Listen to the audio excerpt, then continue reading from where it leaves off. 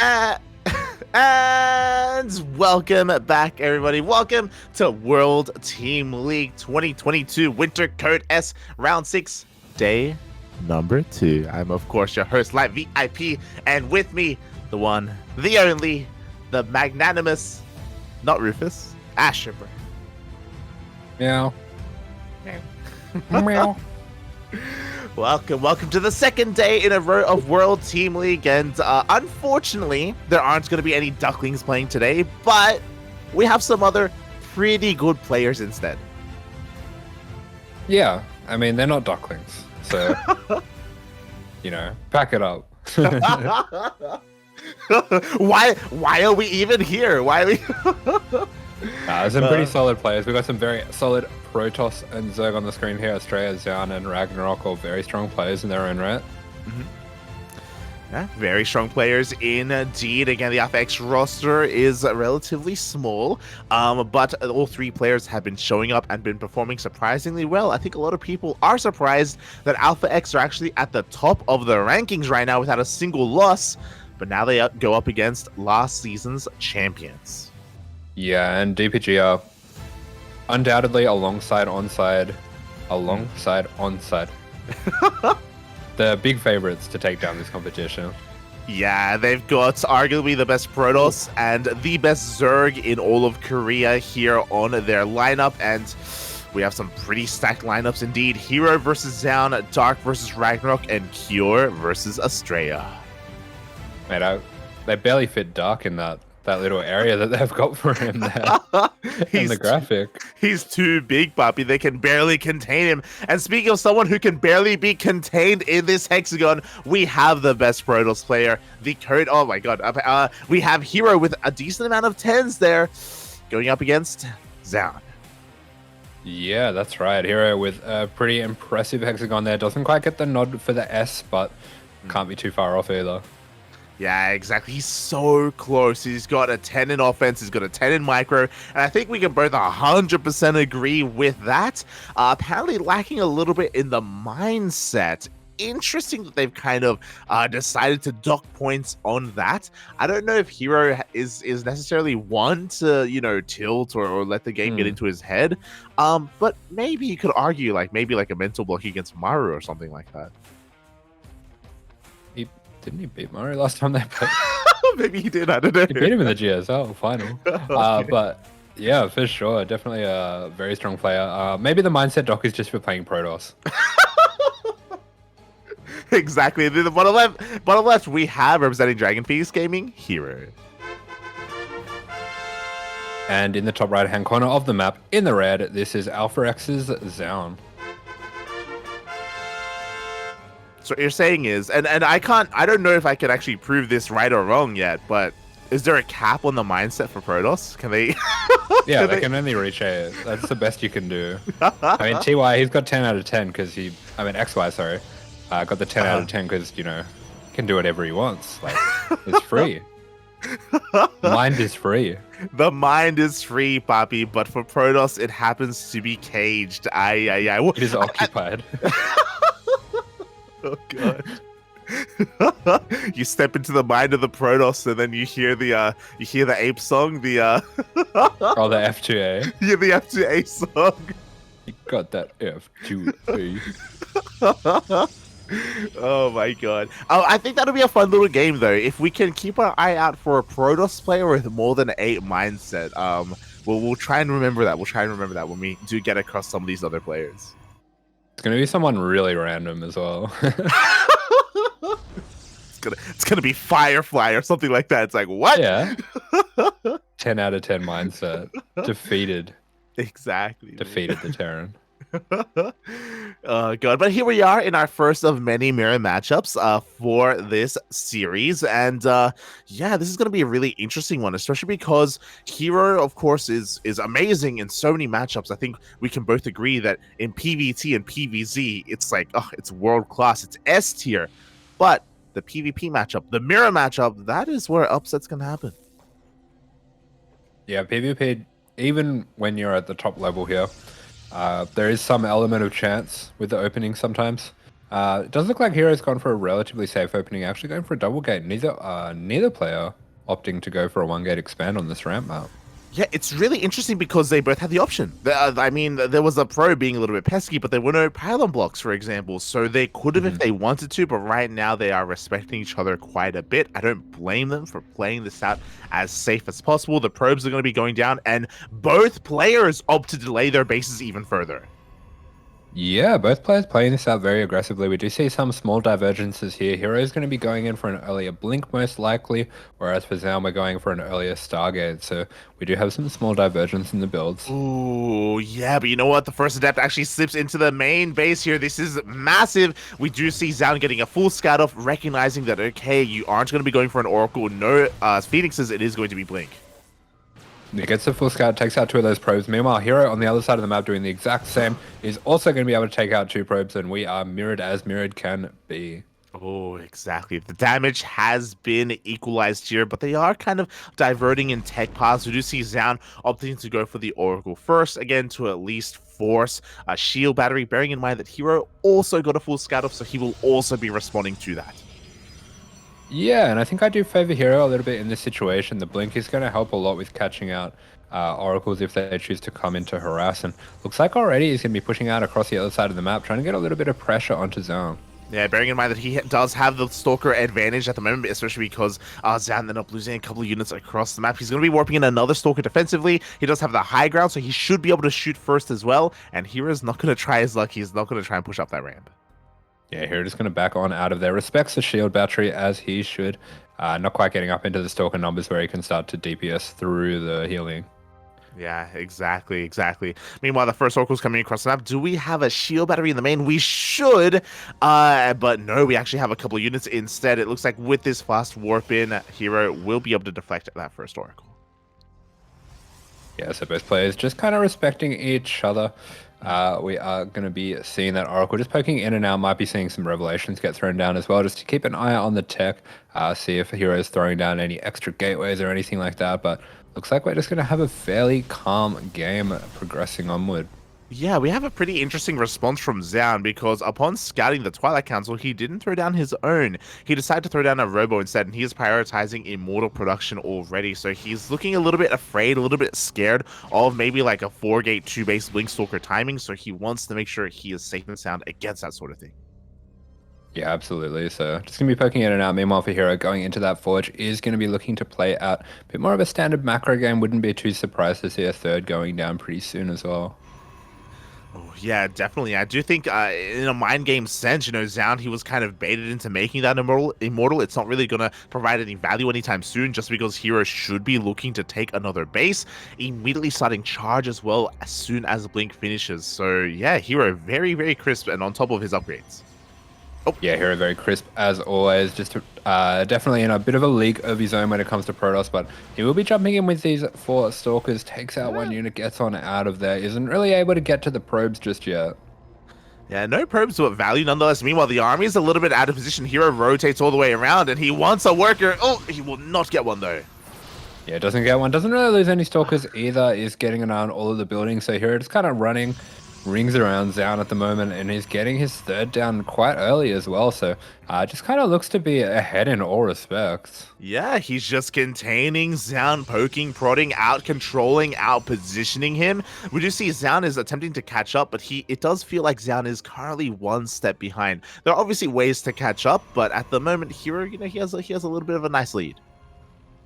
Yeah, definitely a nice lead. He's just going to be scouting around with the hallucination here. Meanwhile, for Zoun, he hasn't really committed any further into this Stargate. Just got the one Oracle. Hasn't even really been using that much for scouting. Definitely respects the Stalker movement of Hero. Yeah, he's throwing down stasis traps all over his side of the map right now. Again, a little bit scared of Stalker aggression and wanting or hoping to shut it down if it does come his way. Meanwhile, now we do start Blink. We do start +1 from the side of Zoun. Again, there is going to be a window where Hero is going to have an advantage. He's going to have an even greater advantage if he does start +2 immediately and try and go for, say, a +2 timing. Yeah, for sure. He's very, very far ahead on that upgrade. We see the extra gateways going down for both players. Twilight Archives as well, so pretty standard stuff coming out. Should be expecting to see Hero go for, that kind of +2 charge timing with a bunch of Archons there as well. Yeah, definitely. Meanwhile, Robotic Space starts up. Oh, Stasis Trap is going to be going off, and this is exactly what Zoun was hoping for. He does have two Immortals. He's going to be camping this army and hoping to try and catch a couple of these Stalkers. Yeah, this is a really hefty army to get caught out like this for Hero. I'm not sure if he's going to be able to get units in position in time to save this either. Yeah, he's got a Stasis Trap behind as well, so if Hero does blink away, he's going to be blinking on top of that trap. Meanwhile, here we go. He blinks, to the right-hand side instead, does avoid it. Yeah, does fortunately get out there. Looks like he didn't use the blink before he gets caught there. And honestly, the funny thing about that situation is it's almost better to get all of them caught than like half of them Yeah. caught. Yeah. Oh my god. So kind of a blessing in disguise there. Meanwhile, we do see finally here, I mean, he did of course start +2 as soon as he was ready for it. He does now have his Robo on the way, but Zoun will have a bit of a head start in that Disruptor production. Yeah, it's a bit of a trademark of Zoun. Really enjoys those disruptors in all matchups, and not surprised at all to see him rushing into those in PvP. Yeah, definitely. He's going for a second Robo as well for double Disruptor production. Meanwhile, Hero, it looks like he's aware of this, and instead he throws down 2 Stargates, so he's going to be going for Phoenixes. Yeah, exactly. Just going straight into that air transition a little bit earlier, and considering that Zoun likes to play this way, this might be something that Hero's aware of and is looking to counter, and this will help a lot against the Disruptors. This is a nice way to kind of blind counter it.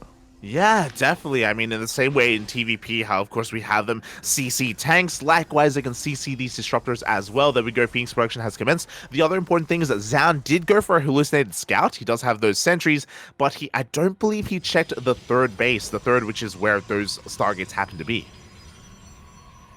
Yeah, exactly. Having a look at that units lost tab, it's been a pretty passive game so far, but it does feel like it's gearing up for a big push pretty soon, as Hero's +2 attack is finishing right now.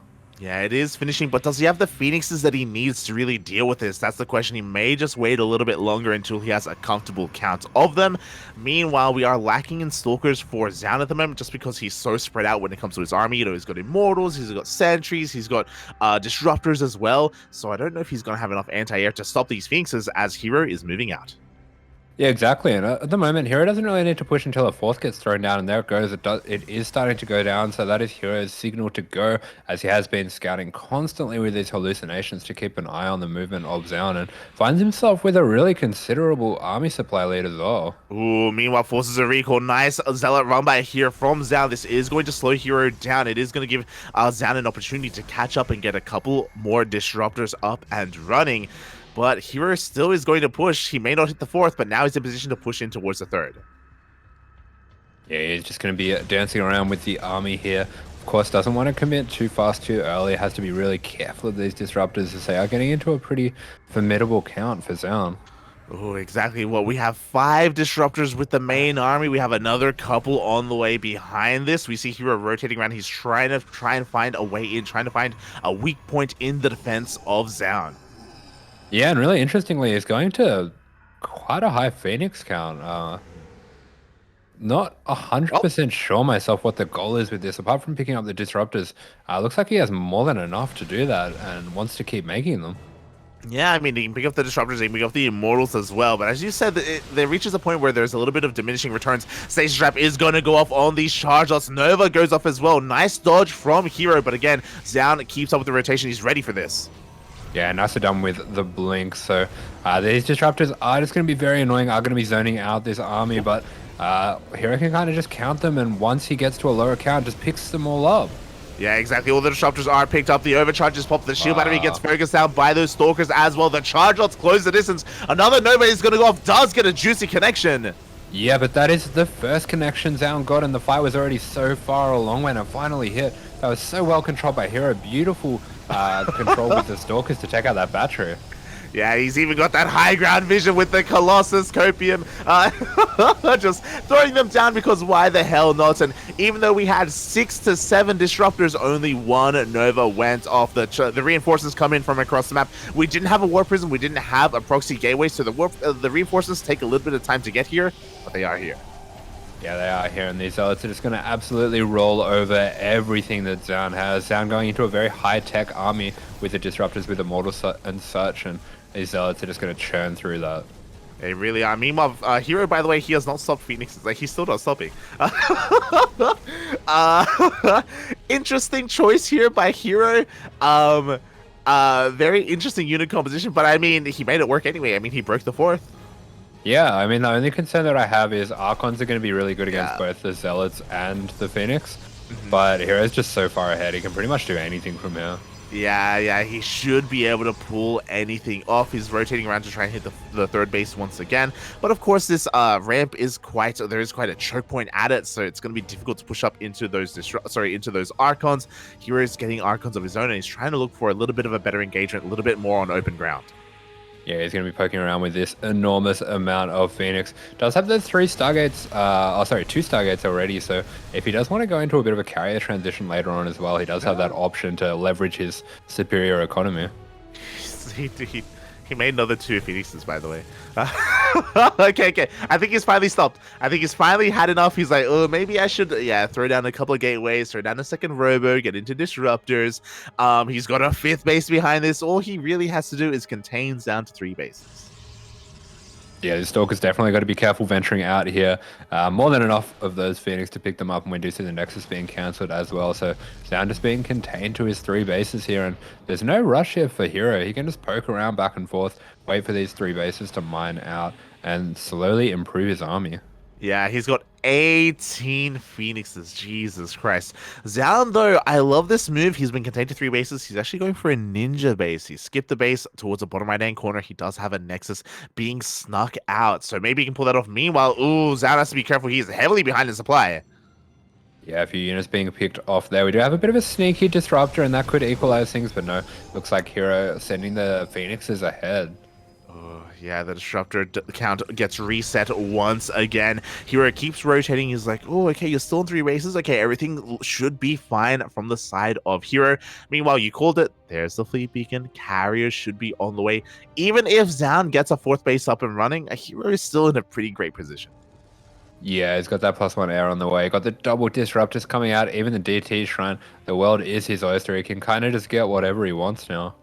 Yeah, and look, he's checking the 4th, but again, Zoun gets a 2nd ninja base as well. There's 2 Nexuses down there. It's crazy. He could even get a 3rd. It's crazy, puppy. Again, though, can he really saturate those bases undetected without Hero getting a whiff of this? Yeah, I mean, even if he does, I think Hero's just so far ahead, it doesn't even matter that much. Yeah, it looks like he actually recalled a couple of probes down there. So, this is kind of best case scenario for Zoun, like he's trying to find a way back into this game, but he has to be careful not to overextend here. If he gets caught out in the middle of the map, he can't necessarily win a fight. Oh. Yeah, that's right. Meanwhile, Zoun getting the bad news a little bit there, seeing that Hero already has that base up to the left, so he is really up against it. Even has to use the shield battery overcharge here to protect his buildings. Exactly, the overcharge does get popped. Meanwhile, -400 is on the way for Hero. No carriers yet. We have disruptors instead. Regardless, it is going to force detection out of Zoun. The motherships, as much of a meme as they are, they're an okay supportive unit.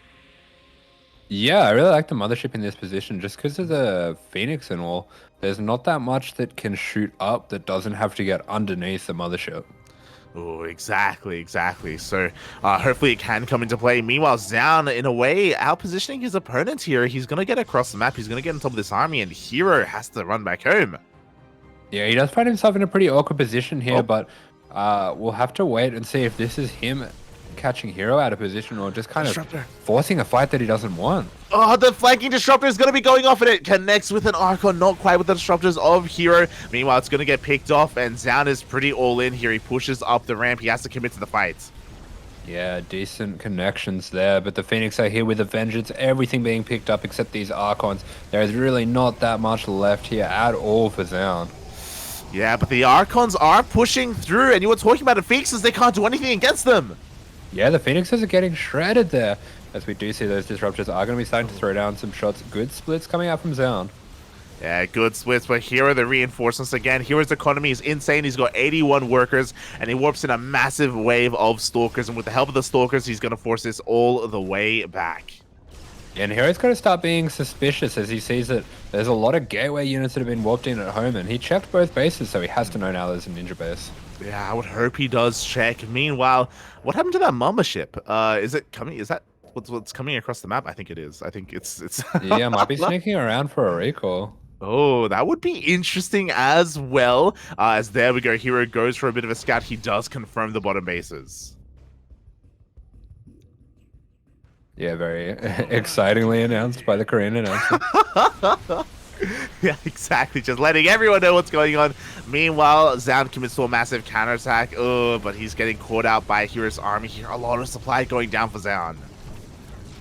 Yeah, it does force a massive warp in. Meanwhile, a lot of Hero's probes going down, but I do have to worry a little bit for Zoun. I don't know if you want to take out Hero's probes in this situation, because he can just replace it with army, and he can warp in so many zealots at this point. He's warping in, getting his +3 armor as well, so pretty ahead in many respects. Yeah, as you say, that's exactly what happens. Hero maxes out on 62 workers. His army supply is insane. He's got the mama ship. There is no detection. The disruptors are safe and sound. GG gets called, and Hero will take the first game. Yeah, not even really enough there for Zoun to take out the mothership, let alone the rest of the army. So Hero going to be taking that one down, very controlling fashion throughout the game. And yeah, Zoun looked kind of dead from 10 minutes and just had to fight it out, obviously. It wasn't over with those side bases there, but yeah, Hero really far ahead for most of that game. Yeah, he did kind of get that advantage early on, if you remember, where Zoun was kind of playing it a little bit scared, a little bit safer, and he was taken advantage of. A really nice display of PvP there by Hero. Zoun is gonna have to kind of change his approach a little bit here in game number 2. Yeah, and Zoun does have the option to pick his own map now. I would like to see him go for a bit of a smaller map. I think we could see that Hero was pretty good with outmaneuvering him, with taking control of the entire map and just taking lots and lots of bases everywhere. So a map with less bases, I think, will work out a bit better for him. Yeah, I'm thinking waterfall, I'm thinking dancing in the moonlight. Those are the only things on my mind. But of course, it's got to be all up to Zoun. And when it comes to like aggressive play, I mean, over the weekend, we did see Hero fall. If you remember, we casted Classic versus Hero, and there was a lot of one-base play, a lot of hyper-aggression in that series going on. And I mean, that's where Hero did stumble a little bit. But as opposed to a small map, Zoun has went for another large one. Yeah, Zoun going for one of the largest macro maps. Does have a little bit less bases than something like your old map pool glittering ashes or Pride of Altaris, but still just really long rush distance, and does have the gold there as well. So I'm kind of curious what it is about this map that makes Zoun feel so confident to pick it. Yeah, I have to wonder as well. You know, maybe he's got other plans in store for us. Maybe, regardless of it being larger, he wants to be much more aggressive this game. And you know, there are definitely ways into the main base. There are definitely places that you can proxy, especially in the center or even on the sides of the map early on. Yeah, I'm curious. I'll be shocked if he looks for a longer game, a more mid-game scenario. Yeah, definitely. I think he might have something planned with the gold base or with a quick rush, but we'll have to wait and see. There is, yeah, like you were saying as well, lots of places you can hide proxies on this map. Definitely. And speaking of hiding proxies, the proxy has revealed himself. Hello, Rufus. Ah! Oh my god. He can taste the kebab on your fingers, mate. Yeah, probably. Who wants it? And speaking of kebabs, in the top left-hand corner, representing Dragon Phoenix Gaming, we have Hero. And speaking of eating kebabs off of fingers, in the bottom right-hand corner of the map, playing for Alpha X, it is Zoun. Yes, two very scrumptious Protoss players, if I do say so myself. And yeah, we'll see how things change here. Another aspect, another feature of this map is, of course, there is no ramp at the natural base, so it does mean that the players can open up a little bit more aggressive, a little bit more freely here. Yeah, definitely. We are seeing both players going for the double gear, going for the double gas as well, so does have the potential for some more aggressive one-base play. We did see in that last game, both of them did have some aggression in mind, but sort of cancelled each other out as well. Yeah, they really did. They kind of bounced off each other with their openers. Kind of great minds in a way, think alike. But now here in this game, all right, we got to call it early this time. Oh, What two units? hmm. I think double adept for Zoun. Yeah, double adept makes sense, right? If we're thinking about him being more aggressive, that would make sense. I don't think Hero's going to open up Sentry. I'm feeling double stalk. Yeah. Okay. I'll buy it. Okay. Rufus, what do you think? Double tuna fish. Double tuna. Give me Zerg, papi. I'm hungry. Oh god. Alright, here we go. The Cyber Core has finished up and oh my god. Animal. Looks like both players going for very macro-orientated builds here. They are animals. What's going on? I mean, it makes the most sense for Hero to do it, you know, being a little bit scared, but Zoun as well going for a Stalker Sentry. They were the chosen ones. They were meant to bring us aggressive PvP. You were meant to bring balance to the PvP, not take us to Europe, papi. No? So very surprising here. Of course, for the people wondering in the chat, when you open up with a sentry, it does mean that you have access to hallucinations, so you can scout your opponent more effectively and be safer against any kind of weird openers. Yeah, pretty common opener to go here in the PvP. Just as 3 stalkers, 3 sentries, and 3 sentries is that magic number to just constantly have hallucinations going out. So both players will be able to basically just have the map hack scouts all game long. Yeah. Yeah. You're preaching to the choir, papi. But off of this, we do have a little bit of a divergence here. So Hero is going for his 3rd sentry as we speak. You were talking about the constant map hacks. Zoun instead has saved some of that gas. He went for a higher stalker count instead, and he is going for both a Stargate and a Twilight Council. Yeah, interesting. So last game we saw Hero getting the Twilight, then Zoun getting the Stargate, but Zoun this time going for a very quick Twilight as well. And kind of makes me wonder if he has something planned in terms of a timing before even 1-1.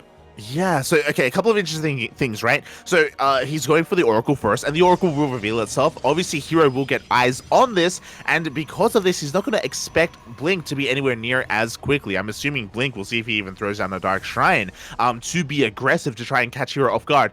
But on the flip side of things, Hero, despite opening up with those 3 sentries, he's here across the map with the proxy. There's that Dark Shrine, but is it going to finish in time? I don't think it's going to come into play. Yeah, Hero might be able to kind of catch him out here for being a bit greedy with that Dark Shrine, and he has a lot of units barreling down here. Zoun cutting a lot to get that Dark Shrine out, and this is what we were talking about. This is where PvP can be a bit coin flippy, where you have to take that risk to get ahead with the tech, but if your opponent decides not to tech like that and just breaks down your door, what can you do? Yeah, you can do nothing. The natural base is going to be going down again. We only have 1 sentry right now because of that fast Dark Shrine, because of that fast Fire Council. To be fair, the Dark Shrine is halfway done, and maybe Zoun is hoping that he can finish that Dark Shrine and warp in some DTs and win the game with pure DT if there is no detection for Hero. Yeah, that's right. He will be able to warp those in defensively as that does finish up eventually. He does have the sentries on his ramp as well, so we'll be able to keep Hero out for a little while, although Hero does have Blink finishing up as well. Yeah, Blink is on the way, but the Dark Shrine's about to finish up. We have a pylon across the map. We have a 0 detection for Hero. There, Robo just now starts. Yeah, Hero sending that scouting hallucination in is going to have to realize that there is a lot missing. Yeah, I mean, he saw the Twilight Council. He also saw that it wasn't researching, so now he should know 100% that it's DTs. The DTs are being morphed in. They do kind of reveal themselves. I wonder if Hero sees a shimmer. If the sentries get home, he can force field the ramp. He can protect the main. Yeah, looks like he does catch a glimpse with it. He can maybe even use the Stalkers to body block the ramp. And it looks like he will buy some time, but no, the Robo's in the natural. Yeah, Robo in a lot of danger. I really like the way that he's tried to pinch this off, but that DT is still getting those swipes off, and Oh, there's going to be probes going down in the main as well. I think Hero is in trouble here. Yeah, it looks like the Robo's going to go down. Oh my god, the Oracle comes in to add a little bit of DPS. We have the Overcharge to try and keep the Robo alive. He needs to chrono this Observer out, but I don't think it's going to work. I think the Robo may just fall. Oh god. Yeah, the shield battery overcharge is going to run out as that shield battery goes down. Hero doing everything he can to block these units out. It's going to come down to the wire. No, he just doesn't get it. That's it. Oh, you can't believe it. Oh, Zoun with the smile. GG. The gamble played off. I thought that the Robo was in the main, but it was in the natural. That was worst case scenario for Hero. It was too exposed. Even if he did block up the ramp, he needed that Robo, and Zoun, he barely got it. He was like 1 second off. Yeah, I think Hero even might have misclicked with his battery there. I'm pretty sure I saw the battery heal one of the Stalkers. Oh, yeah. It's possible that maybe the battery fully topped up the Robo and then switched to a Stalker towards the end there, or maybe there was a bit of miscontrol, but PvP, puppy. Yeah, exactly. We were talking about it throughout that game where there can be those coin flips where... Yeah. Oh my god. Yeah, it can be so hard to... It can be so hard to know. Like, when you make these units, you can't just keep them at home. Like, you've got to use them because you have no idea whether your opponent is, you know, doing the same kind of thing as you, but a bit more greedy with the economy or going for the DTs. And, like, the scouting does help, but things can change so quickly. Yeah, things can change so quickly there. Again, Hero was looking so good, and it looked like he had pieced together what he needed. He's like, okay, how do I lose this game? DTs, I need a Robo. Just, you know, the Robo itself was a little bit too late. It wasn't an exposed place. His sentries, you know, needed some time to get across the map to properly body block and everything. And yeah, that sometimes is the nature of PvP. Yeah, of course. And going for that Robo at all, that is a bit of a gamble in and of itself. That is one of the ways that he did manage to get so many more units in Zoun despite the fairly standard opener. Definitely. So, with that, congratulations to Zoun. He ties up the series 1-1. He has done his job for his team, taking a game off of Hero, which is not an easy thing to do. And now we move on to the ZVZ. Yeah, exactly. So, we get some bugs. Yes, I'm sure Rufus is salivating at the mouth right now. He's like, okay, Papi, you can have your kebab, but I'll have the Zergs later. And, I got lingers. Lings, Papi, lings. Meanwhile, I guess I should, you know, maybe work was put into this, maybe not, but there's a copy pasta in the chat. Yeah. Go for it. As we have an S tier player here with only a single 10 out of 10. Interesting. First, I want to thank everyone for coming here today and celebrating Live VIP and AsherBro's marriage. There comes a time when everyone meets their true love, their soulmates, the person that they are going to spend the rest of their life with. And I thought about it as I was writing this speech. And that moment came to Live VIP 10 years ago when he met me. So I guess I should introduce myself. For those who don't know me, I'm For Sure's, and I am Live VIP's best man. There we go. That's confusing. Oh my god. What an adventure. The twists, the turns. Thank you so much for Sure's. We appreciate it. Welcome everyone to the stream. Hope everyone's having a great time, and hope everyone is ready for a mighty fine ZVZ here. Sorry, as our second S tier player alongside Maru.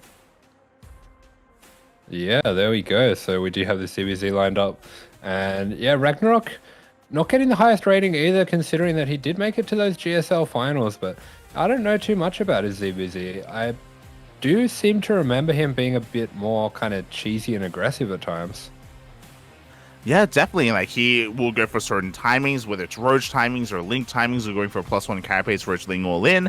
I do think that RagnaroK has maybe done a little bit dirty here. You know, at least A tier for surpassing Dark and going further in GSL.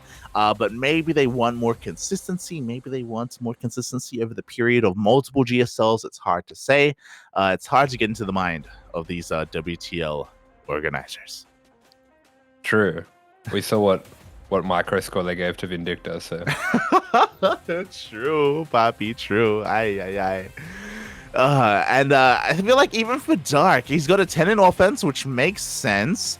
Yeah. Maybe he deserves, maybe dock him a little bit on macro and and maybe add him either on strategy or mindset. Like, Yeah, I think even the defense, that seems a bit weird to have his defense lower than RagnaroK's because I'm not sure how much I can speak for ZVZ, but especially in ZVT and ZVP, his queen movement is impeccable. True. Yeah. So, Dark getting done a little bit dirty here, but we'll see if he can prove that is the case. We'll see if he can overcome maybe some deficiencies in his defense, apparently. As we're going to be getting into Moondance for game number 1. Yeah, I think it's just proof once and for all that we need our own ratings. It's time. Oh my god. It is time. We need our own Asher, you keep talking. When are we getting the Asher hexagons, Papi? I don't know how to do it. It's too hard. It's too complicated, all right? There's too many numbers. We got to count to 10, and I need 6 categories. That's a lot of categories. Can't count to 6. Down on arrival. How do I stim on the hexagon? Where is it? True. As here we have spawning in the bottom right-hand corner for DPG. It is a Dark. The one in the top left-hand corner on Moondance representing Alpha X. It's RagnaroK. You guys in the chat as well. This is going to be 3 best of 2s. So each pairing of players plays a best of 2. If one player wins one of the games, they'll knock out the other player, but then that other player has a chance to then knock them out, sort of. But it's an overall score of out of 6, I guess. What's the best way to say that? Best of 6? Best of 7? Best of 6? Best of 5? It's kind of like a best of 5. No. That's a best of 7, yeah. Yeah. Yeah, kind of. But yeah, 3 sets of best of 2s. Exactly. 3 sets of best of 2s here, and we could have an ace match. Depending on how the series does turn out. But we shall see. As so far, we have, once again, some pretty interesting openers. The most interesting thing here, as RagnaroK did go for a hatch gas pool, Dark is actually delaying his gas by quite a bit. Quite a lot, actually. Oh, wait. Am I blind? No, I'm blind. He got it. I'm blind. No, wait, he didn't get it. Sorry, I was looking up. Yeah. He's playing gas. I thought Dark was red for a second. He's playing gas and he goes for a faster. He's crazy, Poppy. Oh my god. Yeah, this is actually something that I've seen RagnaroK doing quite a lot, going for a gasless opener. And I know it is pretty strong in ZBZ. It can be done in ZBT as well. It's just a little bit more rare, but it does mean that he will be skipping just cutting a few corners, getting a bit of a later ling speed. Well, a very much later ling speed. Yeah. I wouldn't be surprised if he skips ling speed altogether and goes straight for a Roach Warren. It again is a very greedy thing to do, but it's also a way to catch up as well and skip some tech. We do see RagnaroK going with his first Overlord past the natural and in towards the pocket, and yes, he has confirmed the gasless opener by Dark. Yeah, very interesting for Dark to go for a gamble like this. It's such an interesting feature that he has as a player. Even when he is favored, he'll just go for these crazy builds and openings and take these risks, and it seems to work out for him pretty often. Yeah, I mean, it is Moondance, so it's a short rush distance, but at the same time, because it's a pocket base, you can sometimes get away with this. RagnaroK, what is his response going to be? He still did pull out a gas, but, oh yeah, he still hasn't pulled in quite yet. He's only working with Link speed. He's not going to be looking to go for any kind of Bane Bust or anything crazy like that. Yeah, and you were saying before Dark might go for roaches. That is pretty common when you go for these openings. And this as well is the map that I did see RagnaroK going for gasless on. Mostly just because with that pocket base, you can just wall off the front with Evo Chambers and the Roach Warren. Yeah, and that's what we should be seeing from the side of Dark. We do see that he goes for double gases to try and catch up in that gas count. Once he gets to 100, we'll see and confirm whether he wants Link Speed or whether he goes for a Roach Warren instead. RagnaroK himself, upon seeing and confirming the gasless opener, he hasn't tried to hit any kind of timing. He's just going to drone up from here. He's going to get into his gases, his third. Like, he's playing this out pretty normally. Yeah, it looks like RagnaroK actually going for his own for his own Roach build at the same time. Not going to be doing any Ling attack, Roach, Bane attack or anything like that. Does have a faster +1 as well, just due to having the earlier gases. Yeah, exactly. So it's going to be interesting to see how these builds shape up against each other. Dark does have a slight economic lead because of all of this. And obviously, he didn't have to waste any resources on link speed or anything like that. Thankfully, RagnaroK also skipped his Baneling nest. He's not wasting any resources there. He's trying to be as efficient as he can be to meet the greed of Dark. As we just see his queen kind of venturing out, is going to be shooing this Overlord away. Not too many pillars on this map, of course, as both players just try to get little glimpses of what's going on. We do see Dark taking quite a few gases all at the same time, too. Yeah, quite a number of gases are being taken here. There is, of course, a +1. There's the Roach speed for both of our players. RagnaroK, though, is the first to pump out his Roaches. Is he really willing to push out before his upgrades? I doubt it, but we'll see. We'll see. Yeah, who knows? He's crazy. He's crazy, Poppy. He's crazy. Who needs Roach speed when you're on Moon Dance, Poppy? That's the real question. I love this as well. RagnaroK moves out with his 2 queens and is actually forcing away the center Overlord here. So if he does push through the center, Dark is going to be more in the dark. Yeah, just take that Overlord out, and that can be a pretty big deal as well on when Dark is going for a Roach build. Obviously very supply tight, as we do see a whole bunch of Overlords finishing up for him as well. So both players neck and neck when it comes to the supplies, but RagnaroK with a slight army lead and is going to be pushing out down the front now. Yeah, exactly. +1 is going to finish up in 3 seconds. It finishes up just in time here for RagnaroK. Speed is still not done for Dark. The Roach one is a little bit exposed. Here come those Ravagers. Can RagnaroK break through? Ooh, yeah, those biles do land quite nicely. Dark does have the advantage with the extra queens, but this is going to get pretty close until the reinforcements of Dark do arrive. Just has to dodge out these biles, and looks like things are pretty close. Oh, they're looking pretty close here, but the plows are not going to be good enough. Dark is getting on top of those Roaches, and with the defender's advantage, he's pushing this back. Yeah, Dark just diving down the Ravagers. I'm not sure whose Roaches are whose, to be honest.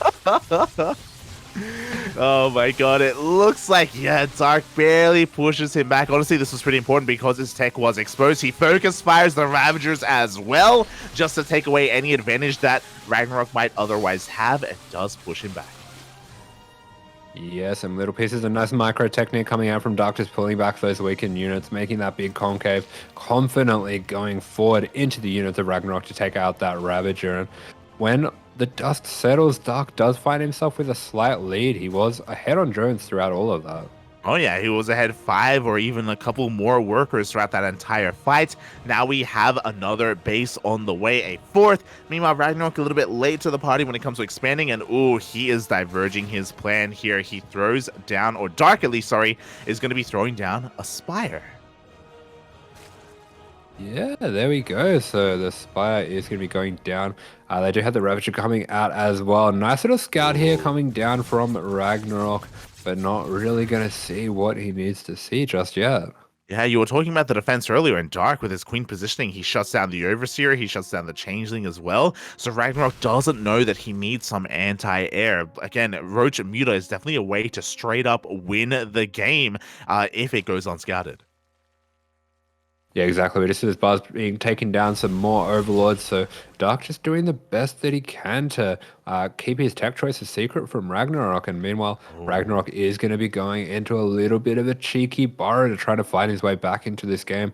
Once again, we do see Dark might be the defender in this situation, so I think we've seen that he is fine with defending.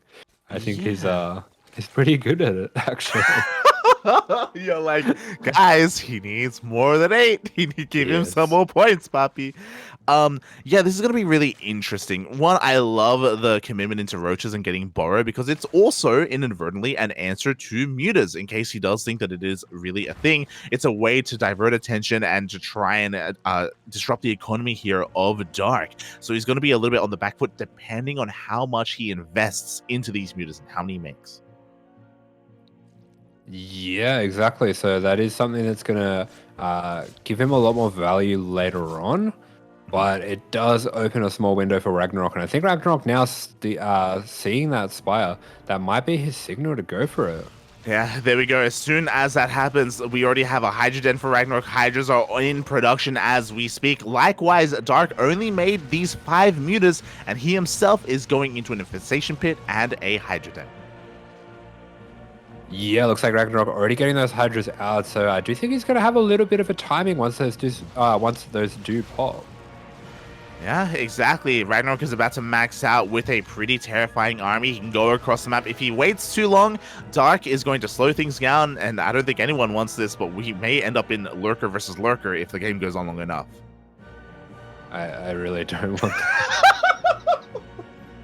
You're like, get me out, Poppy, get me out. What do you mean? It's just like TVT, Poppy. What do you mean? It's just like TVT, right?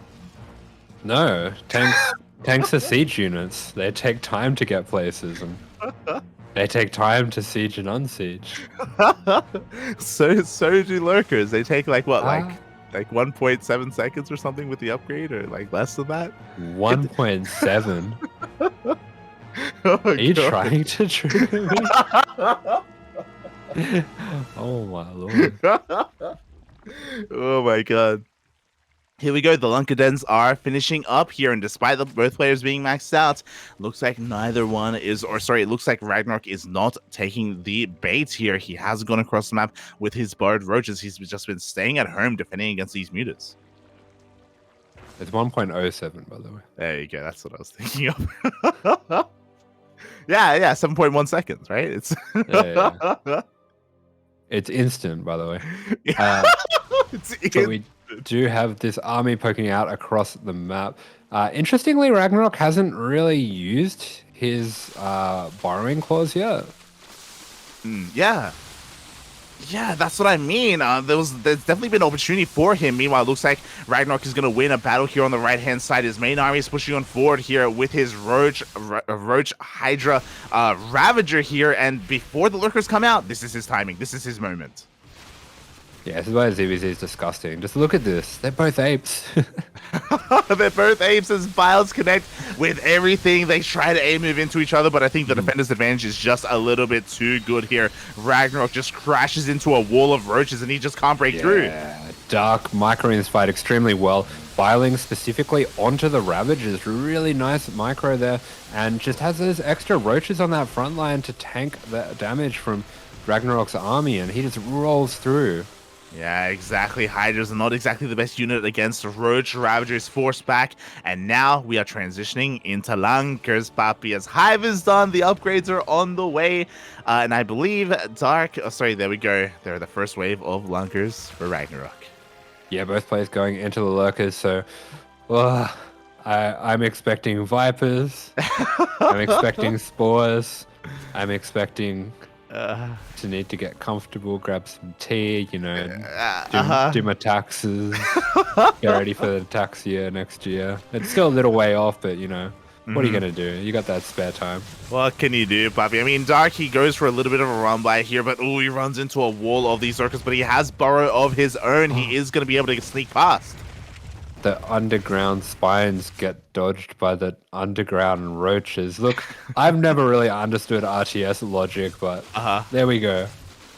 True. Are you one of those people that's like, look, burrowed roaches shouldn't be able to get past deepers because deepers, they burrow underground when they get lowered, right? Yeah, exactly. And also, the spikes, when they go underground, they should push the roaches up out of the ground. Push them up? What do you mean? Like if the roaches are burrowed in the ground and then the spines come through, they should like push them up out of burrow. Wait, hold on. All right. What if Lurkers, what if they're group spines when they hit tanks? They unsiege tanks. No, tanks are already on there. No, yeah, but like they're clamped onto the ground, but the spikes, what if they like never push find them up? out. Like you'd never get to see that animation because the tanks are already dead. Tanks are already dead, Poppy. What do you mean? Well, the spines one-shot them, so you don't get to see. They one-shot them, Puppy, as we do have a massive Roach Rumble sneaking in towards the natural base of now Dark. The Lunkers are across the map. Dark, where his own setup. I think they're at his own third base, but GG gets called. And RagnaroK has just lost too much. Dark takes the first game. Yeah, incredible play out of Doc. This is something that I've kind of just been learning about him as I've been casting some of his games. He always gets into these situations where it looks Yeah, like he's either a little bit behind or is dead even going into the yeah. mid to late game. And then he's just like, okay, time to make 100 things happen all over the map. Time to make chaos. Time to have, Nidus is coming out in your back bases. Roach is here, Roach is there. Ling run by here, Ling run by there. And he just turns these games where often he's behind very slightly or they're just dead even. And he just makes it into a total shit show, basically. And he just seems to excel in that situation. Yeah, and it's really impressive because Dark was able to pull that off. It all started when he went for the Burrowed Roach harassment, despite the fact that he got Burrowed Roaches and Tunneling Claws pretty late into that game, like a minute before he did it. Like, he basically got him. And RagnaroK had those upgrades for so long, but he was never able to find the time to make use of them. It was a very interesting kind of situation there, where kind of maybe he was lacking a little bit of confidence. Maybe it was because at the time Dark was only on 4 bases, so like he wasn't really spread too thin, so the likelihood of the Roaches dealing damage wasn't very high. But yeah, Dark with that confidence, with that swift play after winning that engagement, immediately going for a counterattack, transitioning into lunkers, was beautiful. Yeah, very powerful offense. Powerful mindset as well. You can see that he's broken through the Protoss threshold there. Got the 9 in mindset. Can confirm, Dark is not a Protoss, not indeed. Oh god, and yeah, very powerful performance here on Moondance. There were opportunities for RagnaroK, don't get us wrong, but alas, he was forced to be a little bit more passive and a little bit more defensive than he otherwise would have liked to be. And again, it did feel like the pendulum did swing in favor of Dark after that big kind of Roach Hydra fight that RagnaroK kind of lost in the end. Yeah, exactly. So we are going to have RagnaroK's map pick. He did pick very quickly, wants to go to Tropical Sacrifice. And it looks like he's not building a drone, but here we have in the top right-hand corner for DPG, Dark. Oh, let's go, Papi, because in the bottom left-hand corner, representing Alpha X, going for the 12 pool, it's RagnaroK.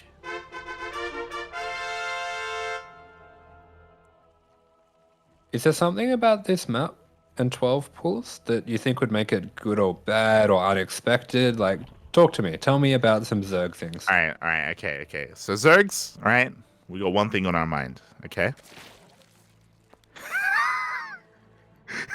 Okay. And it's disgusting. And it's this, they only want one thing, and it's disgusting, Puppy. I would say that it's mainly unexpected, right? Like, Tropical Sacrifice is a pretty large map. It's a long macro-oriented map as well. Unlike Cosmic Sapphire, you can't sneak these lings out and gamble and hope that the Overlords are going to miss them or something along those lines. So yeah, I do think that that's just mainly what it happens to be. And yeah, again, the other thing is that, of course, the 12 pool isn't all in, it's a macro opener, Papi. So yeah, you're talking to Dav too much. I have been. So it's fine, as he actually does end up looking to avoid that first Overlord. Yeah, he's just going to be rerouting his lings around here. He's going to be dodging out that Overlord, and these lings are going to jump in there unexpected. And another reason that I think this is really good on this map is Dark didn't go for a pool first, which he might have done on a smaller map like Inside and Out or on Waterfall. Yeah. Exactly, it was a hatch first instead. Meanwhile, Dark has been in this position before. It is a 12 pool, which means he cannot afford to lose this hatchery. He's just waiting for his lings to come out. He's actually going for a spine crawler in his main base as well, so taking this very seriously, arguably preparing or over defending as he pulls the boys to save his hatchery. Yeah, I'm a little bit curious about that spine crawler. If I understand correctly, that's usually something you only really want against the 13-12. But this is going to go down. The hatch is taken out. All these lings are going to be getting damaged, but even getting a lot of those out, and RagnaroK finds himself very far ahead from this opener. Exactly. I think maybe Dark misread the situation a little bit. I 100% agree with what you're saying. That spine crawler is typically not what you want at all against a 12 pool, and because of that, his drone pool was late as well. I think maybe he did think it was a 13-12, in which case it would be much more reasonable to maybe even lose your base. So things are not looking good at all here for Dark. Yeah, exactly. He is so far behind on that base now, and RagnaroK, even feeling confident enough to get a little bit more damage, a little bit more harassment with these lings, is really taking the fight to Dark. And wow, Alpha X really turning it up in this team league when it comes to against DPG here. Yeah, exactly. Like in general, they've been able to get a lot of surprising results just because of their strategic play with their very planned and prepared builds, especially in game number 2. They've got a lot of 1-1s under their belts here. And already RagnaroK, he's just getting further and further ahead. Dark, he has to try and do some counter damage. The one advantage that Dark has is Link speed and potentially a Baneling Nest as well because of his gases. So he's going across that, but he runs into a brick wall. Yeah, looks like Dark has gone for this gasless variation, so getting those extra queens up, getting that wall off with the Roach and the Evo, the Roach Warren and the Evo Chamber as well, so this is a very, sorry, RagnaroK was doing that. This is a very strong way to proceed from here. Yeah, it's the strongest way. Basically, it nullifies the advantage of Dark. Dark with Link speed can't really do much of anything here at the natural base of RagnaroK. So instead, Dark is forced to take his third base, forced to expand, forced to drone up and attempt to recover. Yeah, and we were talking about it before in that last game as well. Dark is a player that's pretty incredible when it comes to playing from behind, but this is going to be a tough one even for him. Yeah, exactly. Like there are definitely comeback mechanics. Like if we were in a Ling Bane scenario, then you can definitely out control and out multitask your opponent. But here instead, ooh, maybe going for a surround, but no, doesn't quite get the queen. Gets a couple of creep tumors here and there, not bad. Oh, he wants that queen. Oh. Yeah, but RagnaroK, he is watching, he is ready. So if you're in this situation, Light, is there anything cheeky that you can think of that might get you back into this game? Can you knight us in Lings from here? Anything crazy like that? You could try and go for Mutas. Mutas against 2 base Roach though is a very scary prospect. That's the problem, right? Like the way that makes the most sense is to just take advantage of your economy. Like, what do you have going for you? You have a hatchery, you have a third base, right? So if you're able to saturate your bases as soon as possible and also defend against any kind of timing from your opponent, then that is a way you can come back into this. Yeah, exactly. But meanwhile, we see for RagnaroK that lair just finishing up now. So ahead, even in that regard, is Dark only just starting up his lair and Roach Warren now, and RagnaroK just looks so far ahead in his development. Yeah, exactly. Like when it comes to trying to find an aggressive opportunity here from Dark, the problem is that like your opponent's being aggressive themselves. Your opponent's on 2 base. Like it's it's hard to pull that off. Ooh, maybe if he pulls off a Ling run by, maybe he can deal some economic damage there. He's trying to find an opening wherever he can. He's being very active with his Lings. And he is taking that worker lead because of that third base. That drone count is getting quite high for Dark. Yeah, Dark is doing a really good job just sharking around with these Lings, but the problem lies in RagnaroK's Roach timing now, is he is really booming into those Roaches, getting those early upgrades as well. Will have that Roach speed way ahead of that of Dark, so it does give him a lot of potential to go across the map once that finishes up. Yeah, he's going to hit a very strong timing with +1 and with Roach speed. Can he make use of that timing and either take down the third base or end the game? That is the question here. It looks like RagnaroK is committed, by the way. He has stopped drone production a while ago. He's not looking to macro out with that third base. It is only for Larva. Yeah, exactly. Is even going to be using the Pooper Lords just to speed along these queens, and I think even bringing the queens along. So yeah, I think Nero calls them the Poop Bandits. I shaking my head. As Dark is going to go for a bit of a Ling run by, but no, the Roach reinforcements are here as well, so the third base is not going to go down. This is not going to force RagnaroK Giga all in. He still will have a hatchery behind this. Meanwhile, the highway is here. RagnaroK is pushing up this ramp. He does have a supply lead.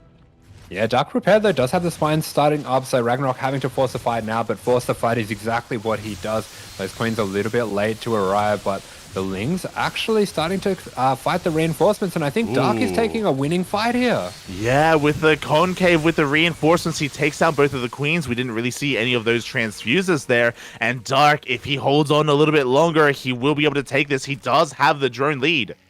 Yeah, that was a really intelligent play from Dark, just using those Lings at the third there to keep some Roaches behind, because the Lings can reinforce and rejoin the fight faster than those Roaches can, so effectively pin that supply back. And this has been amazing from Dark. He's actually found his way back into this game, even into a lead.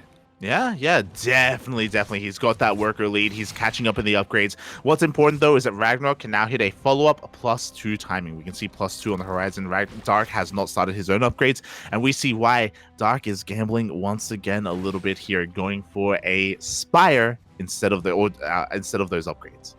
Yeah, you were talking before about how that Spire would be maybe a gambly possibility to get back into this game, but a little risky against the roach timing. And Dark looks like he's understood that fact very well as he safely gets himself towards it and now goes for it and will be ahead of RagnaroK in that regard. Definitely. Meanwhile, RagnaroK is going for a Spire of his own. I don't know if you noticed, he actually canceled +1 Carapace and started the Spire instead. So he was a little bit he was a little bit of two minds there. He wasn't quite decided on what he wanted. But as both players go into Mutas, of course, the Spire for Dark is a little bit faster, so he will get into Mutas that much faster as well. So we go from Rich Wars to Muta Wars.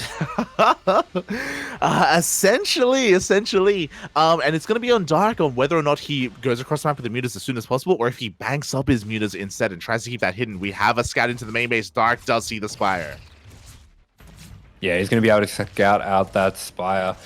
So does realize that he's a little bit ahead in that regard, and I think we're going to see him just commit really hard to the mutas to get that air superiority.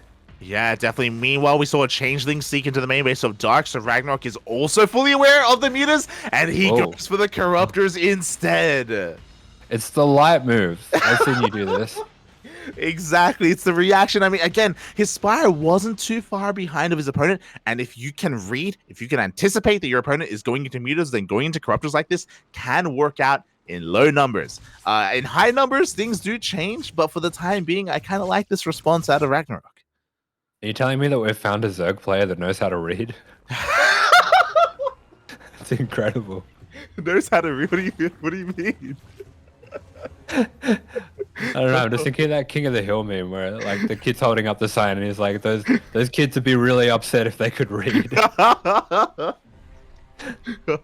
And RagnaroK, he can read. There's a reason why he's known to have the biggest brain amongst the Zerg players in the Korean scene. Corruptors do reveal themselves. Looks like a couple of these Overlords are going to be going down.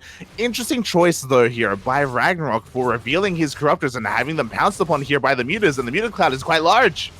Yeah, you're going to have to tell me how this goes down. I have absolutely no idea who wins out in this fight. I'm surprised to see the mutas doing so well. Yeah, the mutas do win out in larger numbers. That's what I mean. Like, RagnaroK 100% overextended here. Corruptors are very tanky, but again, because of the glaive bounce, a lot of Corruptors just went down. Yeah, that was some very confident movement coming out from Dark, and he's going to be taking down those Corruptors. And these air units, they're really snowbally kind of units where if you can get that map control, if you can take away the Overlord vision of your opponent, it does give you so many more options in the ZVZ. But whoever can win that air war is just going to be the one that has all the aces up their sleeve, so to speak. Definitely. You know what? Dark, he's actually giving up on the air war. He still has a lot of mutas, don't get me wrong, and the mutas are enough. Ooh, that's the Bazu connect with the army. The mutas are enough to overwhelm those Corruptors, but Dark starts a hydrogen behind this. He's ready to getting ready to transition into Lunkers. Yes, we do see this massive Roach army smashing into each other. Beautiful split coming out from Dark. He has shown time and time again as well that his biles are just heat-seeking missiles for those Ravagers. Ooh. Yeah, exactly. Meanwhile, it looks like every single one of these Corruptors are going to go down. The gamble did not pay off here for RagnaroK. Dark is going to back off though because the roaches of RagnaroK are pushing through. Yeah, he's going to be looking to snipe down those Ravagers, nice squishy targets for those mutas to pick away at, and while the Corruptor count is just getting decimated, I think Dark has really checkmated him with the mutas, and those roaches just don't know where to go. I think the other added thing is that Dark also has +1 air attack. That was the first upgrade that he went for, not +1 armor, and that does definitely help out against those very tanky Corruptors. So in the end, we have traded relatively evenly when it comes to these units, but again, like, mutas are just that much more snowbally than Corruptors. Yeah, they're looking so strong in this position, and they can start to pick away at the ground units, of course, as well. So as RagnaroK does start to get into that count where he can start to one-shot the mutas, I think we're going to be seeing Dark trying to avoid them, maybe pick away at some hatcheries, maybe find some Ravagers as well for him to fight, but he just rules the skies for the moment. He really does, and here we go. The 5th base is going to be denied here for RagnaroK. Dark getting his own 5th up and running. Ooh, that's a kill, not a cancel. Wow, gets the kill, but these Corruptors are going to get on top of these mutas. These mutas have to get out of there, and they are going to be able to do that with the help of the distraction of the Roach War at the front here. Yeah, RagnaroK was trying to cut off those mutas, but no, the mutas actually outmaneuvered, outpositioned those Corruptors in the end, and they're going into the main. Yeah, and they are going to be finding this bounty of overlords here. Instead, going to run in, find the queen, get a little bit of scouting as well. Looks like he just queued that one to go in there because he does have this little roach run by at the same time. Only 4 drones going down though. Yeah, not too many drones going down in the end, but once again, Dark with his positioning forces a cancel on that 5th base. The Mutas somehow managed to escape as well, and Hydras have begun production here for Dark. He's already got the Lurker Den, he's already got the Hive on the way. He is getting into Hydra Lurkers, and RagnaroK isn't ready for it. Like, these Corruptors are going to be dead supply soon. Yeah, it does kind of seem like Dark is trying to get rid of these mutas, and we were talking about it last game, but Dark, he excels in these situations where he just makes chaos happen all over the map, and he's doing that once again, but RagnaroK looks like he is up to the task, splitting his army into 2, and he's going to be making a massive attack on Dark spaces now. Yeah, he really is, but you know what? He runs into a wall of Hydras. No Lurkers are done yet, and because of that, the Roach is going to be able to find a little bit of damage, but RagnaroK needs an answer to this. Like, what is the plan? He's going into his own Hive. Is he going to try and go into Broodlords? Yeah, I'm not sure, as it does look like he is getting surrounded on the front here. He's going to have to back off. Oh, no, but he does choose to take the fight into the concave, and he's losing a lot of supply here. Dark with a massive surround. Yeah, the surround is real. RagnaroK is going to be losing this force of roaches. At the same time, Corrupt is going to the main base. They're going to be able to caustic spray down the main hatchery, which is a pretty nice pickoff. RagnaroK, he's got more roaches on the way. Every muta has gone down, and RagnaroK, he is hoping to force Dark back. Yeah, and he's taking out a lot of overlords as well as that hatchery. This is a massive supply block that is inflicted on Dark here. Meanwhile, Dark is getting into those lurker upgrades, is moving around with this large army that he has, but RagnaroK suddenly really made a game out of this, and his hatchery is under threat. Yeah, and Dark, he did back off. He didn't commit to a counterattack with his Hydras. He didn't morph in any lurkers either. He is heavily supply blocked. He cannot reinforce, and the hatchery is going to go down. Yeah, the hatchery goes down, and RagnaroK, he's worked his way back into this game. I actually think he could be doing it right now. Yeah, and honestly, I'm just shocked just because Dark has the larger ground army. Like, a lot of the supply of RagnaroK is in these Corruptors that don't help out in a head-to-head engagement, but Dark was never feeling confident enough because of the heavy supply block, because he can't max out, and RagnaroK can. He just never went for it. Yeah, that's right, and he's just wreaking havoc with these Corruptors. He's actually found so much use out of them. You might even be able to take down this hatchery, but thinks better of it seeing the enormous Hydra count that Dark has at the moment. Yeah, exactly. Meanwhile, RagnaroK is catching up. We have 3-3 on the way. We have a Lurker done on the way as well. So RagnaroK is not going to try and make use of these Corruptors in the sense of morphing them into something like Broodlords. No, he's also going into his own Lurker play. Lurker's coming in for Dark, but Dark is stuck on 3 hatcheries. Actually, 2 hatcheries.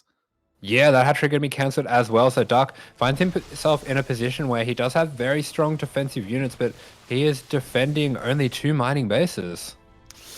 Yeah, only 2 bases and maybe even 1. The Corruptors are coming in for another caustic spray, but the Hydras are not too far behind. They are here in position. Oh my god, Dark, he's going all in. He's going for the Nidus. Yeah, I love this move out from Dark. He has to do something. He has to do it now. Has to make use of these lurkers, and I think this is going to turn into an insane base trade. Yeah, exactly. He's going to be looking for a vision across the map to just send his lurkers into one of the bases or across the map in some way, shape, or form. His Corruptors still being a nuisance, but as the Corruptors die, RagnaroK is getting his own defensive lurkers. Yeah, I do think RagnaroK wants to slowly bleed out these Corruptors. He's doing a very good job of not doing it too suspiciously or too quickly. But yeah, it does look like this Overseer getting into position here. Is there enough space for him to get the Nidus down there? Oh, there it is. Nidus straight into the main base. So we have Lunkers into the Nidus. We have the Roach army headed towards maybe even some of the fresh bases of RagnaroK. He wants to try and pull him apart. He wants to try and force that chaos. Yeah, and chaos there will be. Here we go. Lurkers straight into the main. Are going to be getting on top of that Lurker Den as well. And if they can take that out before those seismic spines finish, that's going to be a big pick-off. Doesn't look like he's focus firing that down in particular here, but what can RagnaroK do to answer this back? He just has to go across the map himself. He has to go across the map, but there are defensive lurkers across the map. There is no detection. RagnaroK will not deal any damage. Meanwhile, he will lose his own main. Wow, and once again, Dark has turned this game on its head in an instant. And he's completely lost control of the main, lost all mining at that third as well. Meanwhile, a Roach run by, taking out the rest of the drones here, and Dark just attacking everywhere all at once. Yeah, and RagnaroK just can't keep up. He tried to commit to a counterattack, but he lost everything. He lost his Hydra Den, he lost his Lurker Den. He's trying to rebuild his tech structures right now. There it is, Lurker Den on the horizon, but he just can't make anything. The only thing he can make, I believe, he even lost his spawning pool. Yeah, Duck says your base, this is my base. Every base on this map is my base.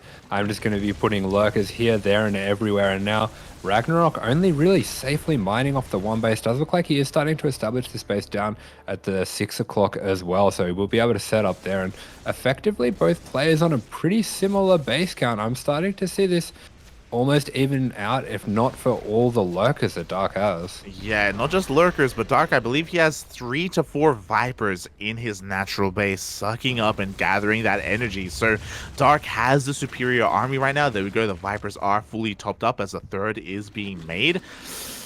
But if RagnaroK is given time, he can rebuild, he can remake.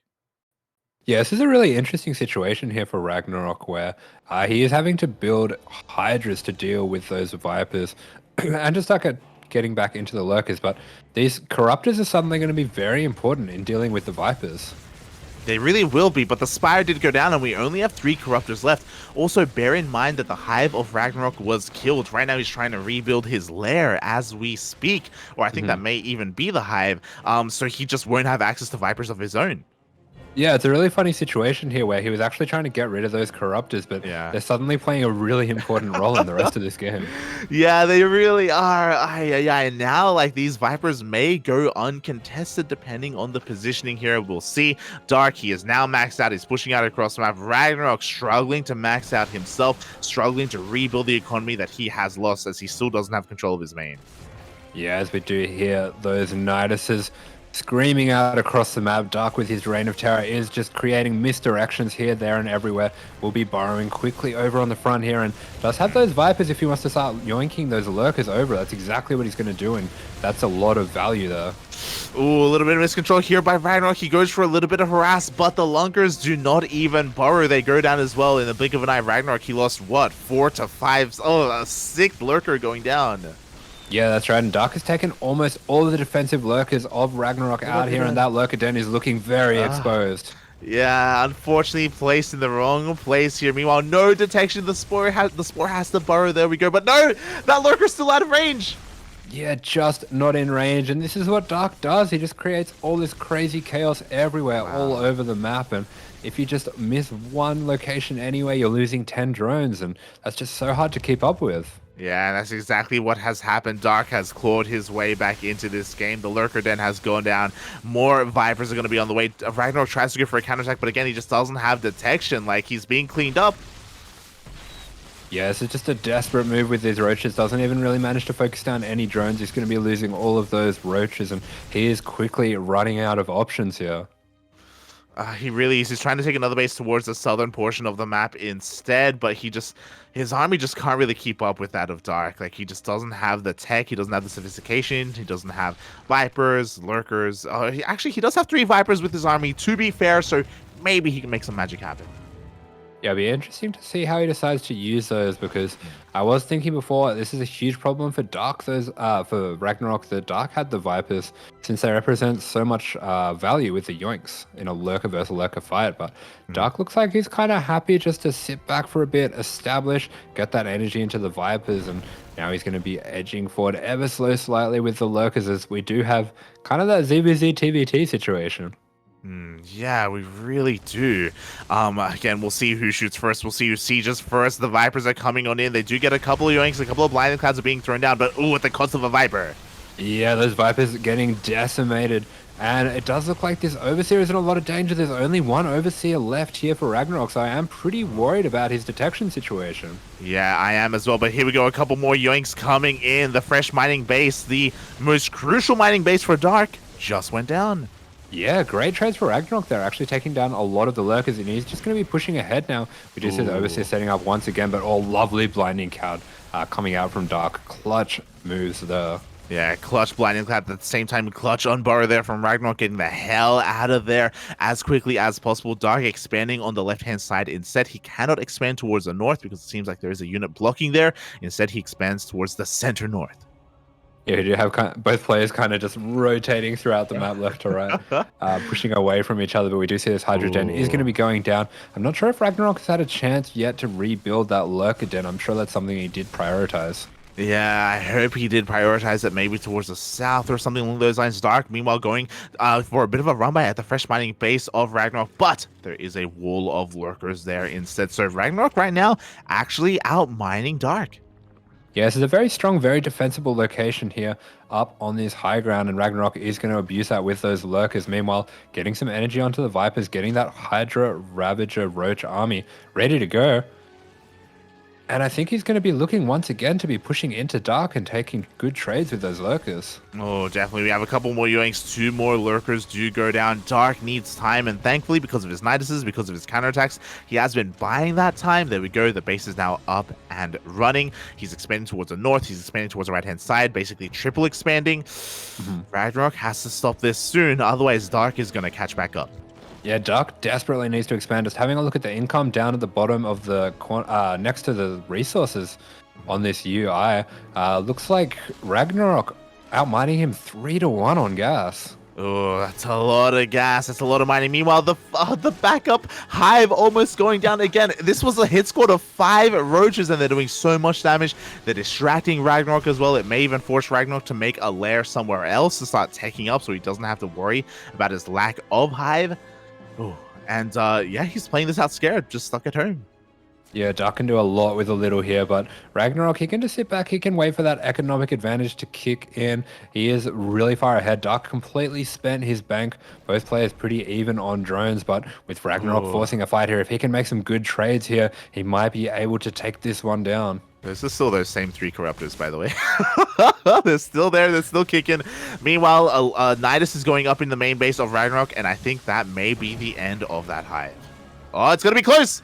Oh, the roaches are there in position. Ooh. These need to burrow. Looks like a little bit of indecision from Dark. He's going to save whatever lurkers he can, but RagnaroK completely on top of that possibility will be taking out that worm as well. And RagnaroK looking like he's getting control of this game. This has been such an incredible back and forth game.